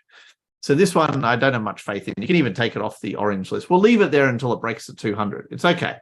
Pendle. I don't know why this is on the list. Looks horrible. Yeah, it looks like it's making lower lows. Let's lower low. Well, I suppose that's technically a higher low if it holds on, but it doesn't look like it's going to hold on. Let's go 4 hour. Maybe I was looking at it on some wrong time frame. Nah, it looks terrible. Take Pendle off the list. Just so you know, for the 2.7 million people, I know I lost about 300,000 of you, but for the 2.7 million people on YouTube who are actually watching this, I'm not one of those analysts that sticks to my guns and will give you bullshit information, even though I'm technically wrong and the analysis is going in the opposite direction. We all know who those people are on YouTube. They will just stubbornly hold on to the wrong particular opinion for as long as it takes until they're proven wrong and people start complaining in their comments. And then they'll just delete that video and pretend they were never wrong. But when it comes to my analysis of markets, if I show you an asset like this, like Pendle, and it was initially an opportunity to buy, and when I look at it, I'm like, that's not complying with our methodology. What I see here is a series of lower highs, and technically we're about to have another lower low. I would definitely not be suggesting that to even allow itself on the orange list. So take Pendle off. It is 100% not. It's like that stinky, drunken older boy who turned up at the party and nobody wants him to be there. It's like, get out of here, dude. You're out. Oh, Pendle gone. QKC, on the other hand, has got an invitation to the party for one particular reason, and you can see it. We've had quite a good month with QKC. It's been on the orange list, and where it stopped making lower lows here up until a few days ago, it's up 34%. Now, I do admit that this is starting to look like it's weakening into the 200. What does that mean? It means that we're probably going to fail well before the 200. Why would I say that? Well, I kind of get the feeling that from a momentum point of view, we're probably flatlining. And from an ADX trend strength, we're definitely heading down. And from a volume perspective, there seems to be programmatic volume going in the wrong direction. So I've kept it on the orange list for the odd chance that it makes a higher high in the next couple of days. And call me crazy, but my gut instinct suggests that we might get a trade that has a higher high that looks like this and joins this candle here. So if you're interested in gambling, you may want to set up a long position that looks like this with a tight stop loss around about 6% and a take profit up here around about 20%.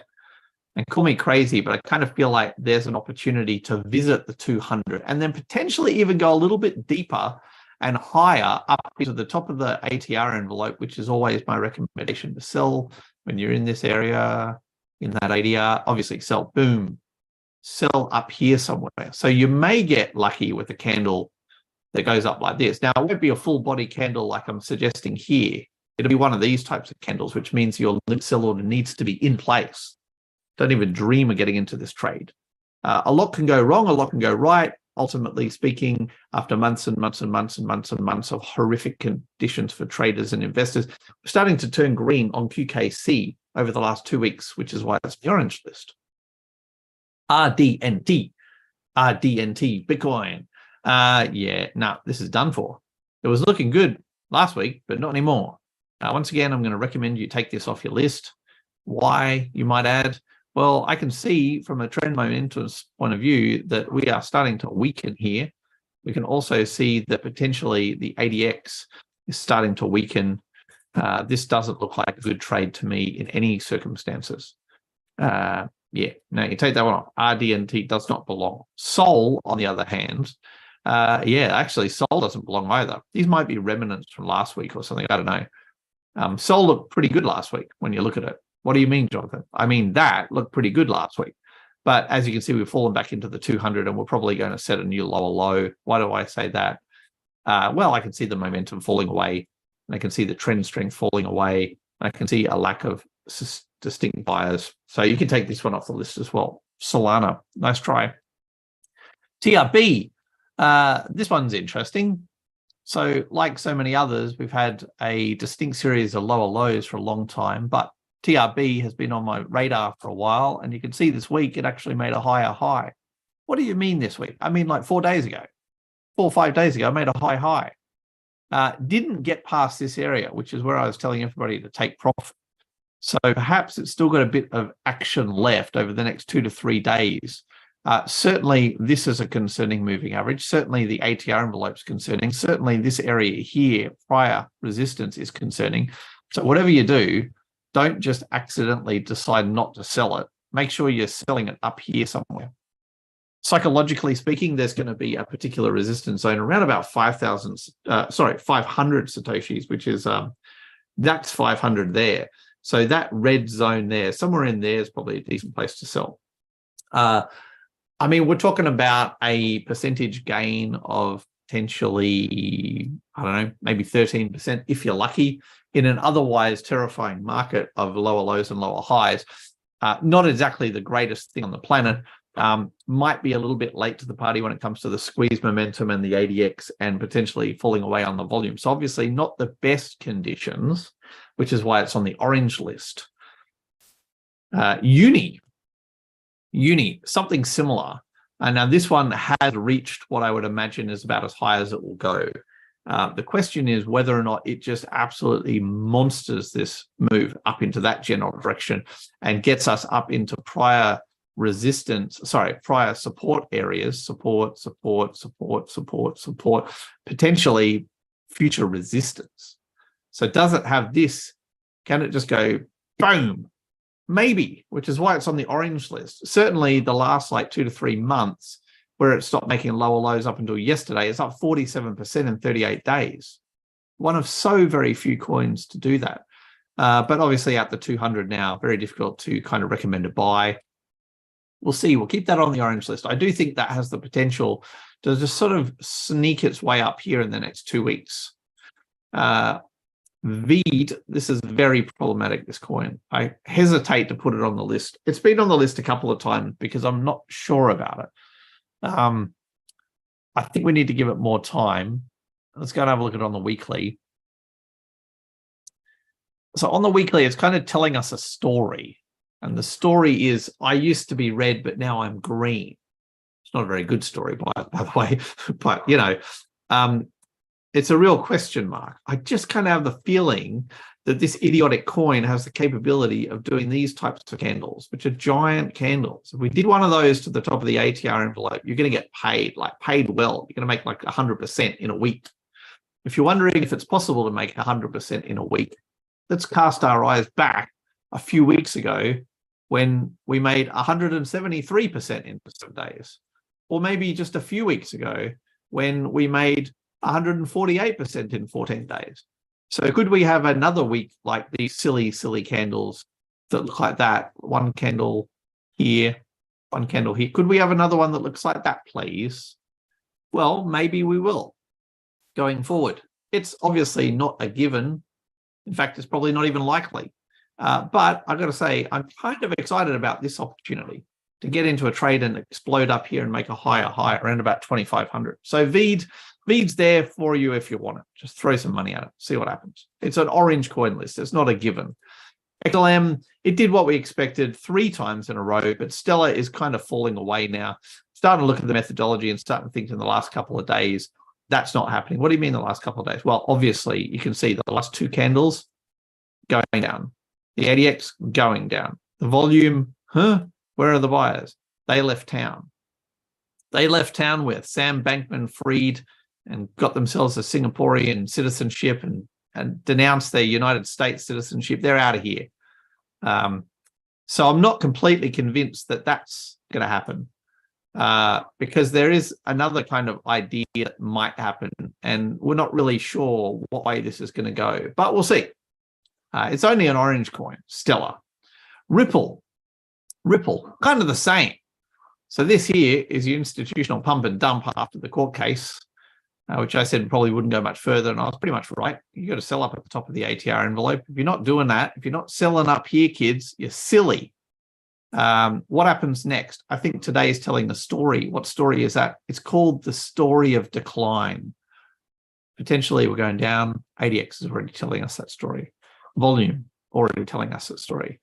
Why is there no volume? I'll tell you why there's no volume, because there's no more buyers. They left. The same idiots that were buying Ripple thinking it was going to $3.50 are the same idiots that are following the news that I presented this morning that think Bitcoin's going to 25,000. So they're not buying. So Ripple's just going to fall away. I'm going to leave it on the orange list for a while. We'll see. Maybe they get some sort of BS court decision that just, does one of these idiotic things, and we get another one of those. But maybe it's next week sometime. I doubt it though. YGG has put it on the list. As you can see, YGG's broken the pattern. Jonathan, what the hell are you talking about? All these patterns and stuff. Let me show you. There's a pattern of lower lows. Guess what? We broke the pattern. Now we're making higher highs and higher lows. What do higher highs and higher lows look like? Well, they look like this. Over the last 14 days, we've had a movement in 18 days of 69%. Something to look forward to, perhaps. I have a feeling that the methodology is going to support this. So we do get an increase in trend momentum. We do get an increase in trend strength. And certainly the volume has been actually increasing over time. And we have made a failure to make a lower low and make it higher highs. Is there a possibility that we run to the 200 from here? Yes, I think there's a really good chance. So, it's there if you want it. Obviously got a lot of work to do. Got these resistance areas ahead of it, which we need to challenge ourselves. But should we get past those, good stuff ahead for YGG. Not exactly the greatest trade in the world, which is why it's on the orange list. Let's look at Zen, Horizon. Once again, one of these assets that for a very, very, very long time has been going down, but now appears to be making higher lows. Opportunity to make some money here. How much money? Well, in the last 48 days, up 67%. And the last 4 to 5 days looking fairly bullish. Question is, can the methodology help us? we're getting a fluoro green and dark green spread zebra look. That's not good. That means weakness. I'm not completely convinced that the ADX is going to continue going down. The volume is very sporadic. Lots of volume, no volume. So a bit all over the place. There's an opportunity here if the trend strength continues and if the momentum continues. There's definitely an opportunity, but it's not a clean trade, which is why it's on the orange list. You know, potentially there's a bit of action there. That's the orange list. So I hope the 2.4 million people that are watching us live enjoy those coins. There's about half of them that look good and about half of them that look a bit dodgy. Any questions, mate? Got any questions from the millions of people that are watching on YouTube? People are just going and buying them. Yeah. So you will see a sudden spike in coins. I thought you were saying they were just randomly just throwing money at our company and they were buying memberships. I was damn. I was wondering why there were so few people here. You know what happens in this industry? If you tell the honest truth about the industry, nobody wants to hear it. I should just shield myself on YouTube and just go and get us like 500,000 subscribers by finding piece of crap coins, and we'll get Robert to pump them in the background, and then we could always be right. Say, Robert, throw $500 into this shit coin. It was, it's up 900%. See, I told you, everyone. Speaking of 900%, I think Bitcoin's nowhere going up 900%. But anyway, let's have a look at Bitcoin real brief. A bit of weakening around about 29,828. That's better than I thought it would get to. I've got to say, 29,828, bloody huge. Go Bitcoin, go. What's going on with my RSI? Okay, sort that out. Come on, kids, get off. Turn off, turn off. Yeah, that's better. Lovely and clean, that methodology. Look at that. Last couple of days, obviously, being a little bit fresh. Not fresh if you're one of those short traders who got liquidated, but, you know, literally we are making a new higher low. And once again, cyclic nature. Now, for those 2.2 million, we're losing hundreds of thousands of viewers, but for the 2.2 million people that are watching us live, guess what? That's right, we got another list. It's called the blue list. Got the purple list, got the orange list, now we've got the blue list. Now, unfortunately, the blue list is bloody huge, and it's tiring to tell you guys all about this. So I may just skip around a bit. I'm going to share the blue list and see how good my fingers are at typing.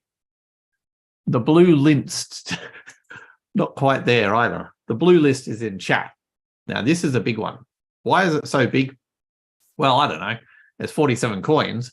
These assets are the ones that are trading versus US dollar tether. You know that US dollar tether that everybody said was insolvent, except us. But the same US dollar tether that just added another $835 million to their reserves, bringing it up to 3.3 billion. The solvent tether, the most popular, most usable use case scenario stablecoin in the industry. What coins are trading against tether and making higher lows and higher highs? It's a good question. That is another good question is why I'm not drinking whiskey instead of water. It's probably not Friday. Anyway, suffice to say, there are some coins that are going up versus tether. You're probably saying, well, of course there is. There's all those shit coins and mean. No, I don't mean coins just randomly going up. I mean coins that are going up in a progressive, predictable sort of way that we can justify and we can forecast in advance. And we're talking about movements over the last 3 to 6 months. And you're like, well, that sounds all very good. There's thousands and thousands and thousands of coins on hundreds of different exchanges that we can trade, Jonathan. How many are you talking about? I'm talking about 50. How did you guys find those? Well, hard work and algorithms. Today, I'm going to present you the 47 coins that I believe and our methodology suggests and our team kind of indicates potentially going up in value. Let's start with one which is going to kind of put that narrative to question. It's called Argo or Ergo. It's a Binance coin. These are US dollar tether candles, and this is daily. I'm not asking you to play silly scalping games like those of Muppets on the Discord channels and all that sort of stuff. We're talking about legitimate technical analysis, series of days in a row here through the start of the year. Not the start of the year, sorry, through June, May, June. Obviously, somewhere around about the 15th of June, stopped going down. Remember, US dollar tether coins. it appears to be making higher lows versus Tether. And the question is, does it have what's missing? Question is, what's missing? It's a higher high that's missing. So, versus Tether, is that a little channel? Can we expect something like this to happen over the next few days? Maybe take a week or so, movement to the top of the ATR envelope. Well, that's a big fat candle. Something like that. Could we imagine something like that? Probably not as pretty. Those three candles there look very pretty, but what we may get is just one of these candles, wonk, straight up there. So I kind of do feel like you can put in a long trade that looks a little bit like this, put your long here, stop loss is lower low, about 6%, take profit around about 20%. I don't mind that as a trade. Test this higher high, all-time high even. Maybe not quite that good. Maybe that, a 2.5 to 1. Not too bad. What's the methodology suggesting? A bit too early, to be honest, to tell. But if we go and look at it on a 4-hour chart, maybe we get some sort of semblance of understanding. We want to buy a pink Barbie ultimately. So maybe that needs to be there a little bit, and that needs to be there. Yeah. So that's basically a better looking channel. What channel are you talking about? Channel. So what you're hoping for is that you get up into this area. What you may get lucky in doing is getting up into this area. So it doesn't look like a bad trade to me. 200, 304. Let's look at another trade on the blue list, and I might have to start skipping around because we have been here for 2 hours already, and we've got 50 coins to digest. This one's Acro.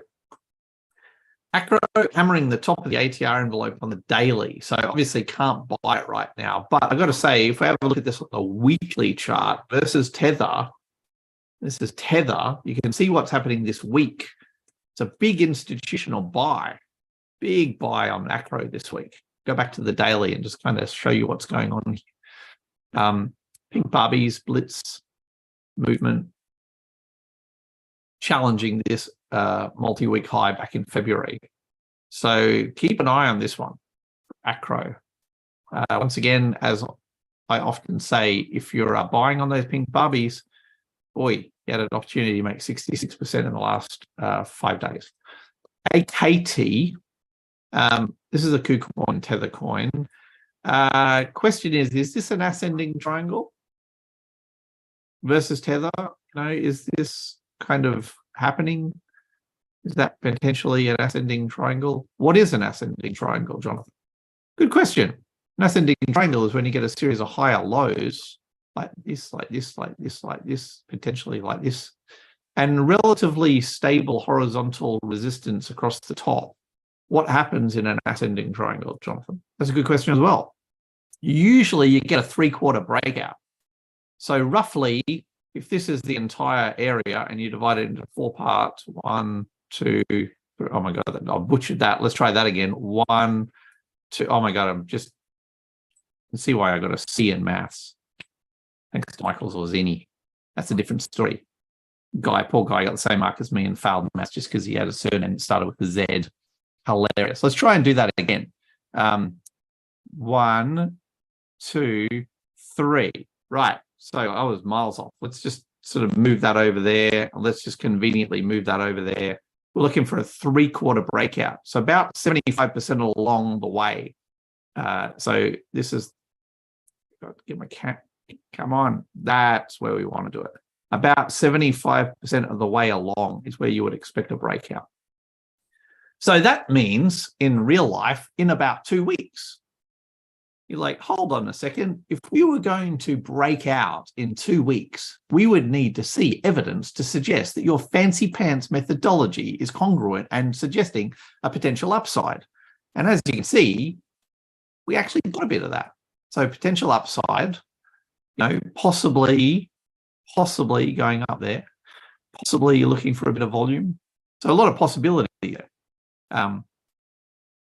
If this was a Bitcoin traded asset, it'd be on orange list. But since it's a blue coin, we don't really have a blue coin orange list. Treat it with concern. And look at old Ant.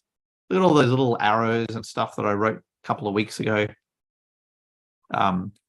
Shout out to the Blockchain Education Perfect methodological entry. When you get the yellow thing, you just go, look at that, so beautiful. Anyway, since October 2022, and obviously been something nice to look at versus Tether, it appears to have made a higher high yesterday. Are you just making that up? No, you can see it just keeps going up. When it triggered the D30, it was $2. Now it's $4.55. I like the look at Ant. I think it's just going to continue going up. It's on the purple list as well, of course. Plenty of room left. ARPA's kind of in a scenario where you just kind of have to buy it and just hold on and hope the best. Ideally, you want to get a pink Barbie. Missed out this week. We missed out by a tiny few cents, half a cent maybe. Keep an eye on this. Why? Because it appears to be making higher lows. And if that is the case over the last 6 to 12 months, then there's a potential that we might get some sort of higher high.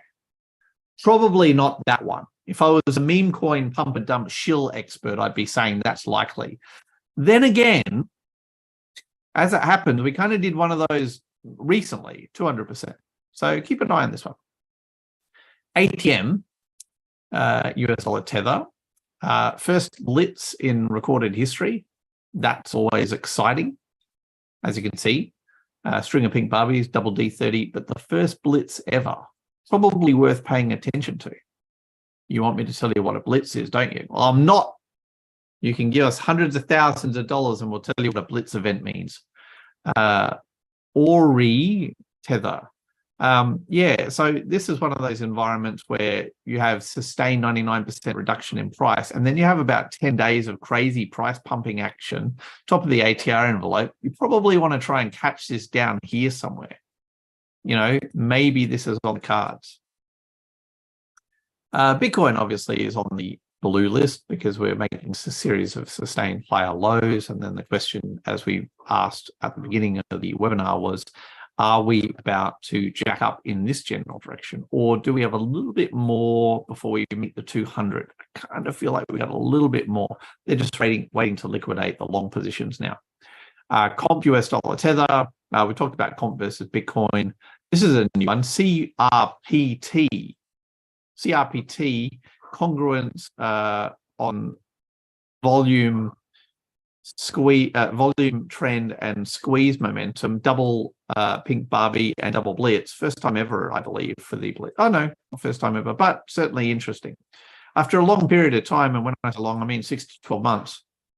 This is back at the beginning of the year. This is Christmas when everybody was drinking too much. This is here. We're 8 months in.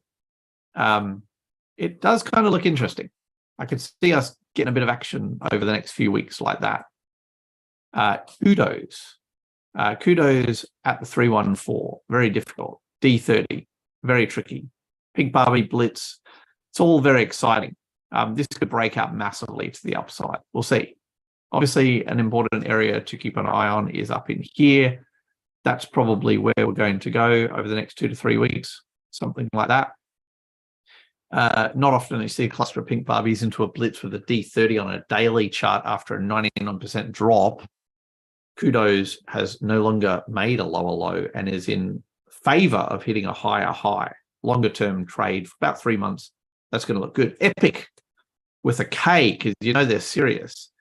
I don't know. That looks a bit epic if you ask me. That W formation was a bit epic. Daily candles over the last 7 days have turned green. So question is, do we run to the 200? Probably. Got the momentum, ADX continuing to rise, squeeze momentum continuing to rise. Volume seems somewhat stable. Need a few more buyers in there. This is a KuCoin coin. EULA, US dollar, it's been on the list for a few weeks. Suddenly looking a bit weak. Weak on the momentum. Yeah, very weak. Weak on the ADX as well. So maybe a question as to whether or not this even belongs on the blue coin list. Bit of weakness here. I'd probably avoid this one. As long as it continues to make higher lows, it's probably not too bad. What's a higher low look like? That's a low. That's a higher low. That's a higher low. That might be the next higher low. So the question is, can it sustain this area above $2.50? We'll see. If it can, then it may challenge $2.60 and then run up here to around about $4, possibly. Although I would be taking my profits around about $3.70 myself. And for those of you with the eagle eyes, you'd be like, I see what you're doing here. That's what you're trying to do with your fancy pants trend channels. And you'd be right. That's what we're kind of trying to do. Get it deep down into this area, set it up here. Trade will look like this. Boom. Stop loss of around about 5%. Take profit of around about 36%. Not too bad. But at around about $2.50, sell it at about $3.50. And if you're wondering why I've got a bit of faith in that trade, well, I don't know. It's been horrific for this coin over the last 6 months. But now we're a bit of green on the chart. Gas, talked about gas a couple of weeks ago. And I put it on the purple list for a day. No, it wasn't the purple list, it was the orange list. And this was kind of what I was telling everybody we should expect. Like you see, when I was doing that, I was expecting us to move up here, and I was telling everybody sell at the top of the ATR. Look what happened 4 days ago. This idiotic coin went right up here. So you could have got paid. Hope people would take my advice. Probably done too much. We'll see. Hard to trade gas now. GLM, even harder. Why is it even on the list? Well, there is a sustained history over the last 2 to 3 months of higher lows. So if we're trading versus Tether, we like to see higher lows. What we're waiting for is a higher high. What would a higher high look like? Probably a top of the ATR event. What do you mean top of the ATR? I mean, probably one of these, like we saw here, like we probably see up here at about 25 cents. So if you're trading this, what you're looking for is a movement up like that. And it won't be a slow movement. It'll be one of these idiotic candles that we see. I like to look at that. That will bring us up into prior resistance area. What do I mean by that? I mean, that's prior resistance area. So we might even get lucky and get up here. Not too bad. How would you trade this? You would need to set up a long position like this. You have a tight stop loss of around about 7 to 8%. You have to take profit up here around about 28%. And instead of being greedy, you just want to kind of get up into this area. So that to me looks like a decent trade. Question is, can we bullishly break out of the squeeze and turn fluoro green and go up in that general direction? That's the question. GNO trundling around, bit of a mess, this chart. But once again, if I said to my 4-year-old, is it more green than red? She'd probably be like, yeah. Series of higher lows, lacking something critical, which is a higher high. So obviously there's a resistance zone through here. It's a bearish, well, not bearish, but it's a seller zone through there. The question is, can we break to the upside at some point and explode like that? That's probably going to be what possibly could be an ascending triangle. Just generally speaking, maybe in the next couple of months, we might get some sort of movement in a general direction. We'll see. HAI, you can see my black line there. It has followed my line up over the last 2 to 3 weeks, and we're now approaching 200, which is where my resistance area is expected to arrive at. Why is it resistance area? Prior low here. Looks like we passed through that. And then the next one is this one. So we're right in my take profit area. And if it should happen to navigate the 200, then we'll get back into it. And it will probably become a purple coin. We'll see. It would be likely that I'd be taking my profits now. Why would you take your profits here? Well, I got to say, over the last couple of weeks, it's up 57% in 46 days. I don't think it's going to go much higher than that. Speaking of high penguin. Yeah, I don't think you could have expected that, but I sure hope somebody had their limit sell order up there. That's where you want to get paid. Yeah, I don't know how you trade something like this, apart from just hope and pray, which some people could have got paid. HNT, failure to make lower lows. Instead, we're making a higher high, possible cup and handle. What does that look like? That's a little cup. That's a little handle. Zoom in. Oh, okay. You go over there then. Zoom in and look at my wonderful macro cup and handle. I kind of like the look of that. I think we'll get a cup and handle formation and possibly break into a higher high. So the channel is going to look like that. The handle is going to look like that. And then I think that the higher high is going to look like kind of that. Of course, it won't be red, it'll be green. And we'll break into that top of that ATR envelope, which is where you should always sell, as in selling here and potentially selling up here somewhere. I don't mind that. That looks okay. INJ, we talked about INJ extensively today. Move on to CAS, KAS. CAS has been on the list for a while. You can see what's happened here. Absolutely demolished the markets, continuing to make higher highs. In fact, yesterday set another higher high. What do I think's left in the tank? Plenty, probably plenty left. I said that it would go to 5 cents. You go and have a look at my previous replays. So that's up here. This is 5 cents. So I think it's well and truly that way. It only needs to go up here now, top of the ATR envelope. That's where we're going to find some resistance. I'd be having your sell orders up there at 5 cents. Link, like I suggested earlier today, got a bit of work to do, but I kind of feel like it's on the way back. Loom, this is an interesting one. You can see my old chart from 2 to 3 weeks ago. A couple of days ago, it had hit a decent candle. So if you got in down here, you could have made 17%. Not completely sure this had much left in the tank, to be honest. But if I clean up the chart and I modify my uptrend channel so that it looks more like this, you could kind of be forgiven for thinking that it's still on track. Very difficult. No longer making lower lows, though. That's the most important thing. Litecoin, we want pink Barbies. You can see my candles from the past as well. 2 location, 1 to sell, 1 to buy. If you bought that pink Barbie a couple of days ago, good on you. That was what I was trying to tell you to buy. Why would you buy pink Barbies in an asset like that? Well, the last time it went up like 50% each time. So I think that's a good trade if you're into Litecoin. MBL, pretty fancy, this recent move, as you can see. Momentum squeeze falling away now, but, you know, interesting nonetheless. How interesting? Well, it's up like some 30, 50, 60%. But what I like about this is these big fancy pants candles that hit that top of that ATR envelope.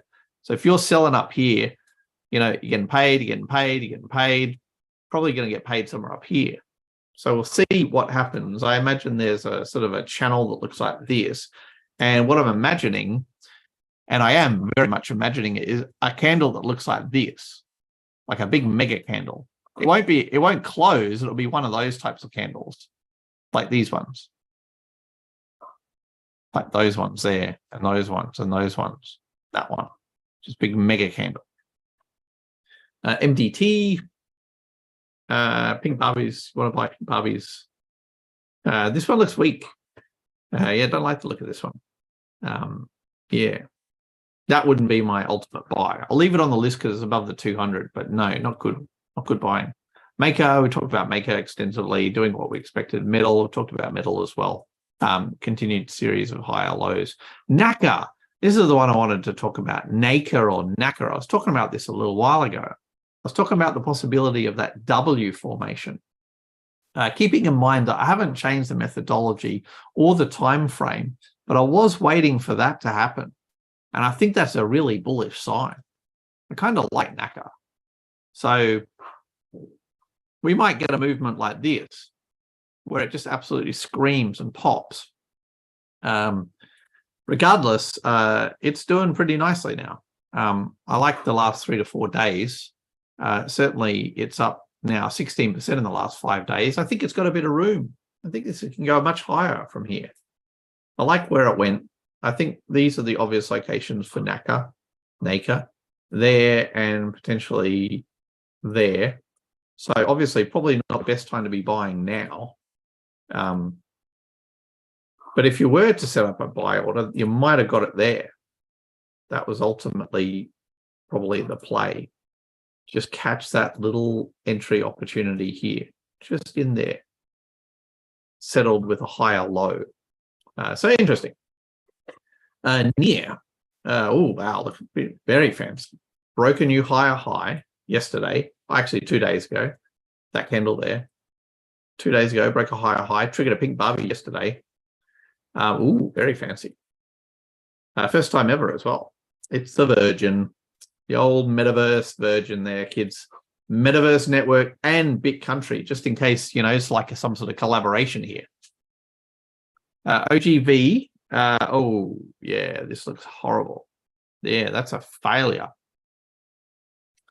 Oh, yeah, you take this one off the list. That to me is the channel, and what's happened in the last 2 to 3 days is an abject failure. That is a lower low. That's a pattern break, everyone. That's the sort of thing that you just want to stay away from, and you never got your sell order up here either. Horrible, horrible, horrible, horrible. Take that one off the list. OGV pattern break. Oh, look, you can see where I was going with my arrows. Unfortunately, right at the end, it just changed directions and just went in the opposite direction, which often happens. Yeah. Goodbye. Ooh, OP. OP last couple of weeks turned green. Well, not last couple of weeks, last couple of days just turned green, but the last 2 or 3 weeks it's actually going up, challenging the 314. I like the look of this. I want to see positive upside momentum. I'm starting to see it. I want to see positive upside trend strength. I'm starting to see it. I want to see sporadic institutional buying volume. What does that look like? It looks like this and this and this and this and this and this. Yeah, this kind of like a cycle going on. Like every sort of 2 to 5 days, somebody's buying chunks of it. This is usually institutional buying. OP, interesting. W formation there as well. So yeah, OP, get it while you can. It's $1.60, could be up to $5 soon. PaxG told you to buy the pink Barbies. For those of you who did, guess what? You're getting paid. Get paid with the D30 a couple of days ago. PaxG looks lovely. Momentum's starting to slide away. Trend strength as well, but ultimately that's going to move around depending on what Bitcoin does. Quark Chain, relatively new asset traded versus Tether Tether on Binance. Obviously, series of sustained higher lows. Since it stopped making lower lows, it's now up 40% in 49 days. Looks quite attractive to me, this one. Continuing to make a series of higher lows and higher highs. The most recent higher high was about 4 days ago. So 1, 2, 3, 4, 4 days ago, 5 days ago. Sitting up here at about 1 cent. If you're buying it at 1 cent and then it goes on to challenge its all-time high on Binance, which is 1.1 cent, imagine if this ended up being worth 10 cents. You never know. We'll see. Obviously, we're going to bring you this type of pattern. Higher lows, higher highs, upside momentum. And we will move on to SIA coin, storage coin. I remember telling people to buy a SIA coin back in the olden days. Let's go and find out how far this goes back. SIA coin is an old coin.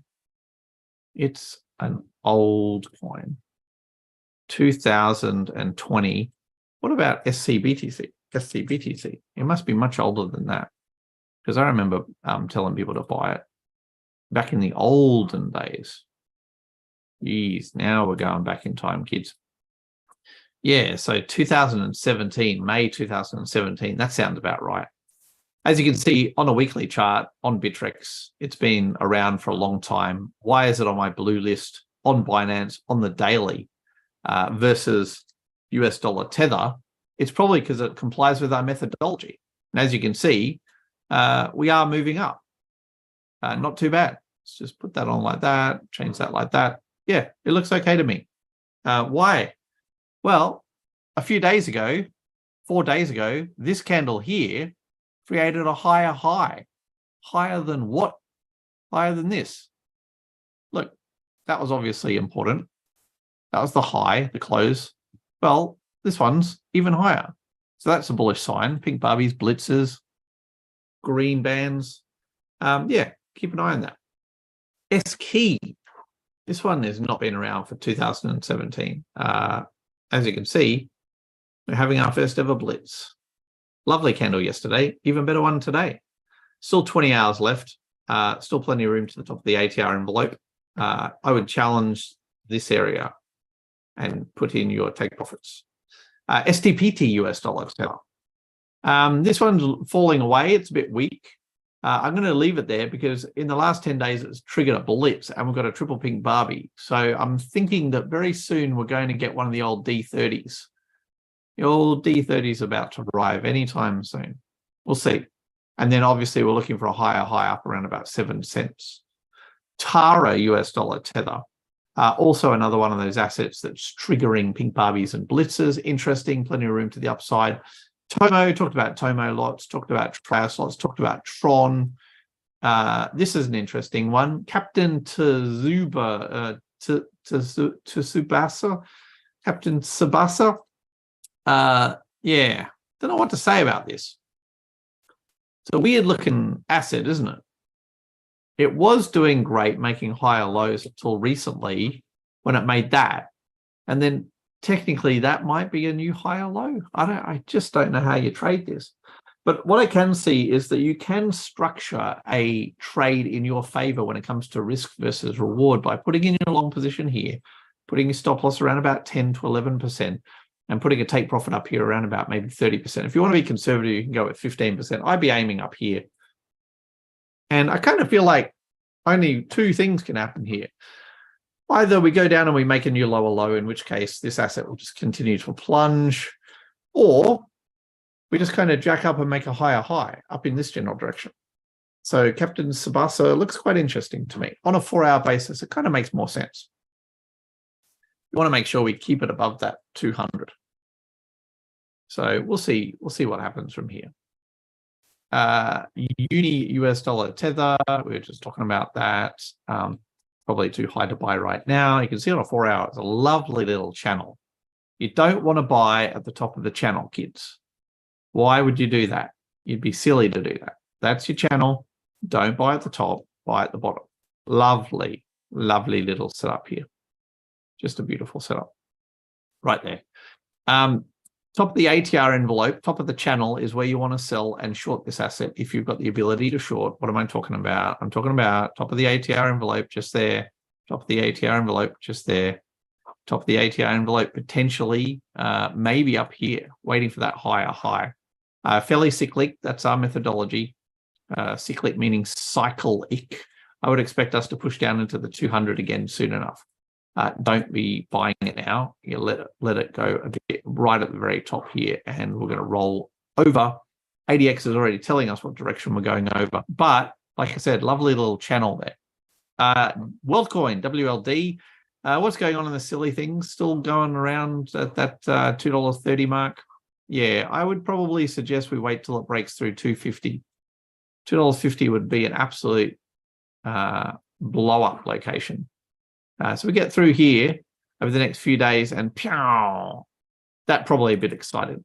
Not only was it a good sound effect out of my mouth, but probably a bit too high. That's probably more likely to get where we're going to. Probably up at that $3.20 mark, top of the ATR envelope. Watch this on the 4-hour if you want to, because on the 4-hour, if my chart loads, oh God, that's not good. Let's just press Control Z and have that back, please, and watch that on the 4-hour. Wait for my asset chart to grow. There we go. Keep going. Right. On the 4-hour, there's a couple of important locations, that one and that one. So these are probably the important locations, and to a lesser extent, this one. But as you can see, we're already kind of sort of navigating this area, and at the same time, technically speaking, we're making higher lows. So this is all a very bullish thing. And we may find that we're in an ascending triangle on the 4-hour. So, you know, that there is your chart. So it could be soon. It could be today or tomorrow that we break out to the upside on WorldCoin, also known as Wild. For whatever reason, my brain just decides it's Wild. Speaking of Wild, look at this one, WNXM US dollar tether. I do love my acronyms. We've been watching this one for so long. Look at my little arrows. Look how many arrows I've written. 1 arrow, 2 arrow, 3 arrow. Look, there's your 3/4 breakout, kids. It did it. I hope you got paid. Anyway, let's go to clean it out, clean it out, clean it out. We started off down here, the classic blockchain education entry, and it's just been going up ever since. Looks lovely, doesn't it? Just lovely. XDC US dollar tether, absolutely blown up off the 200. Very difficult to trade this right now, but it looks lovely. Stellar, we talked about Stellar as well. Just going back to that WXL, you know what this reminds me of? Look at that. It reminds me of two things. Number one, it reminds me that our trading methodology works in traditional markets. So just in case you're watching the YouTube and you're wondering, would this work in Forex? As a matter of fact, it would. Watch as I change from WNXM, a shitcoin on Binance, to something like Great British Pound US dollar. What do we got? Yeah, look at that. It's literally the same chart. So this is a Forex chart. I don't know, Australian Financial Management License. Please don't take this as a recommendation to buy or sell. That kind of looks like a lovely little series of higher lows and higher highs, doesn't it? Yeah, you can use our methodology on traditional markets. Recommendation, if you can still hear me, is don't use Zoom because it's crashing on me. I'll be back in a second. Silly Zoom. Don't know why people would trade this.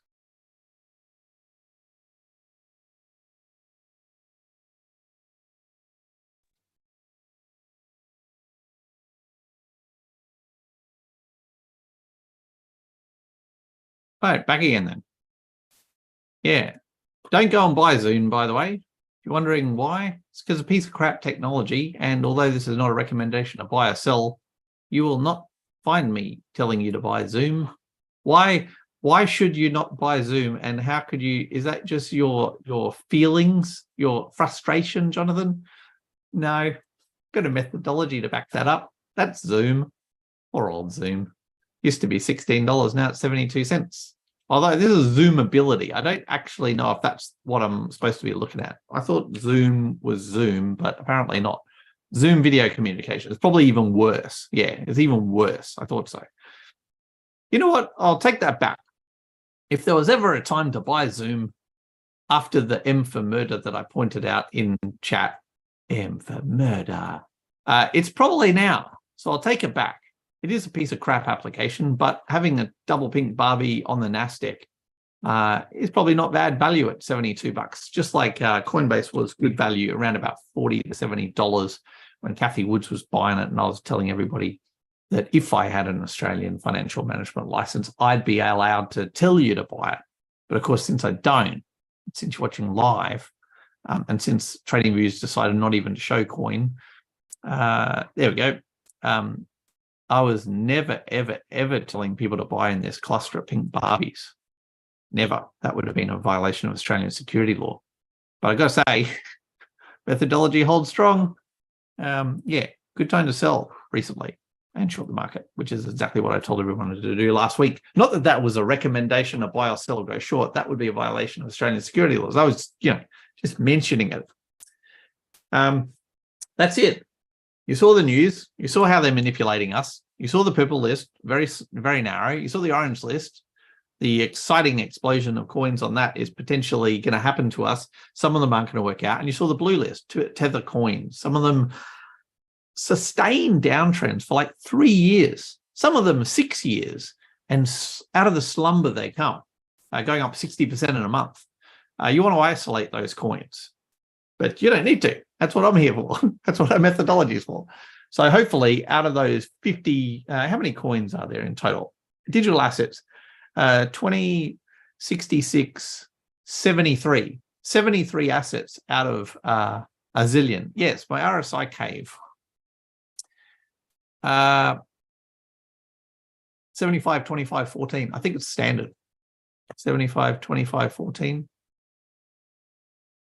Yeah, pretty much standard. I've got a few of them because they do these weird, 75, 25, 14. They do these weird things, 75, yeah. Yeah, pretty much. And you can see the, I'll turn the ATR envelope off and you can see the RSI cave more clearly. It's this one. So every time that the asset gets to above 75 on the RSI, it's at the top of the RSI cave. So recently it was the RSI. If you're looking at the RSI down here, it would have been up at 75 because it was at the top of the cave. Or in this situation here, it's below 30. So if you're looking at the RSI, it would have been like below 30 at the bottom when it's at the bottom of the cave. And then it swings up to the top of the cave and it's up at 70. So 70, 30 RSI like this. The RSI, the roof of the RSI and the floor of the RSI are represented diagrammatically, that's a fancy word, by the RSI cave. Pretty cool indicator, part of a methodology. Just part of an exciting mishmash of indicators and that attempt not to duplicate their roles. All right, everyone, we'll see you on Friday. Let me just go and wrap up Bitcoin, see if it's still at those fancy pants levels. Yeah, weakening a bit, 29,733, still way better than most of those derivative short traders were expecting. Let's just go and check on those poor little traders, see if they've been liquidated in any more extent. 24-hour, 95 million, so rolling period. They're all shorts that are getting liquidated, as you can see. See all those red shorts? Because as I mentioned, they got manipulated by the news cycle. Silly bears. All right, everyone. See you on Friday. Yeah, Friday. That's right. I was almost excited. I thought today is Friday. No.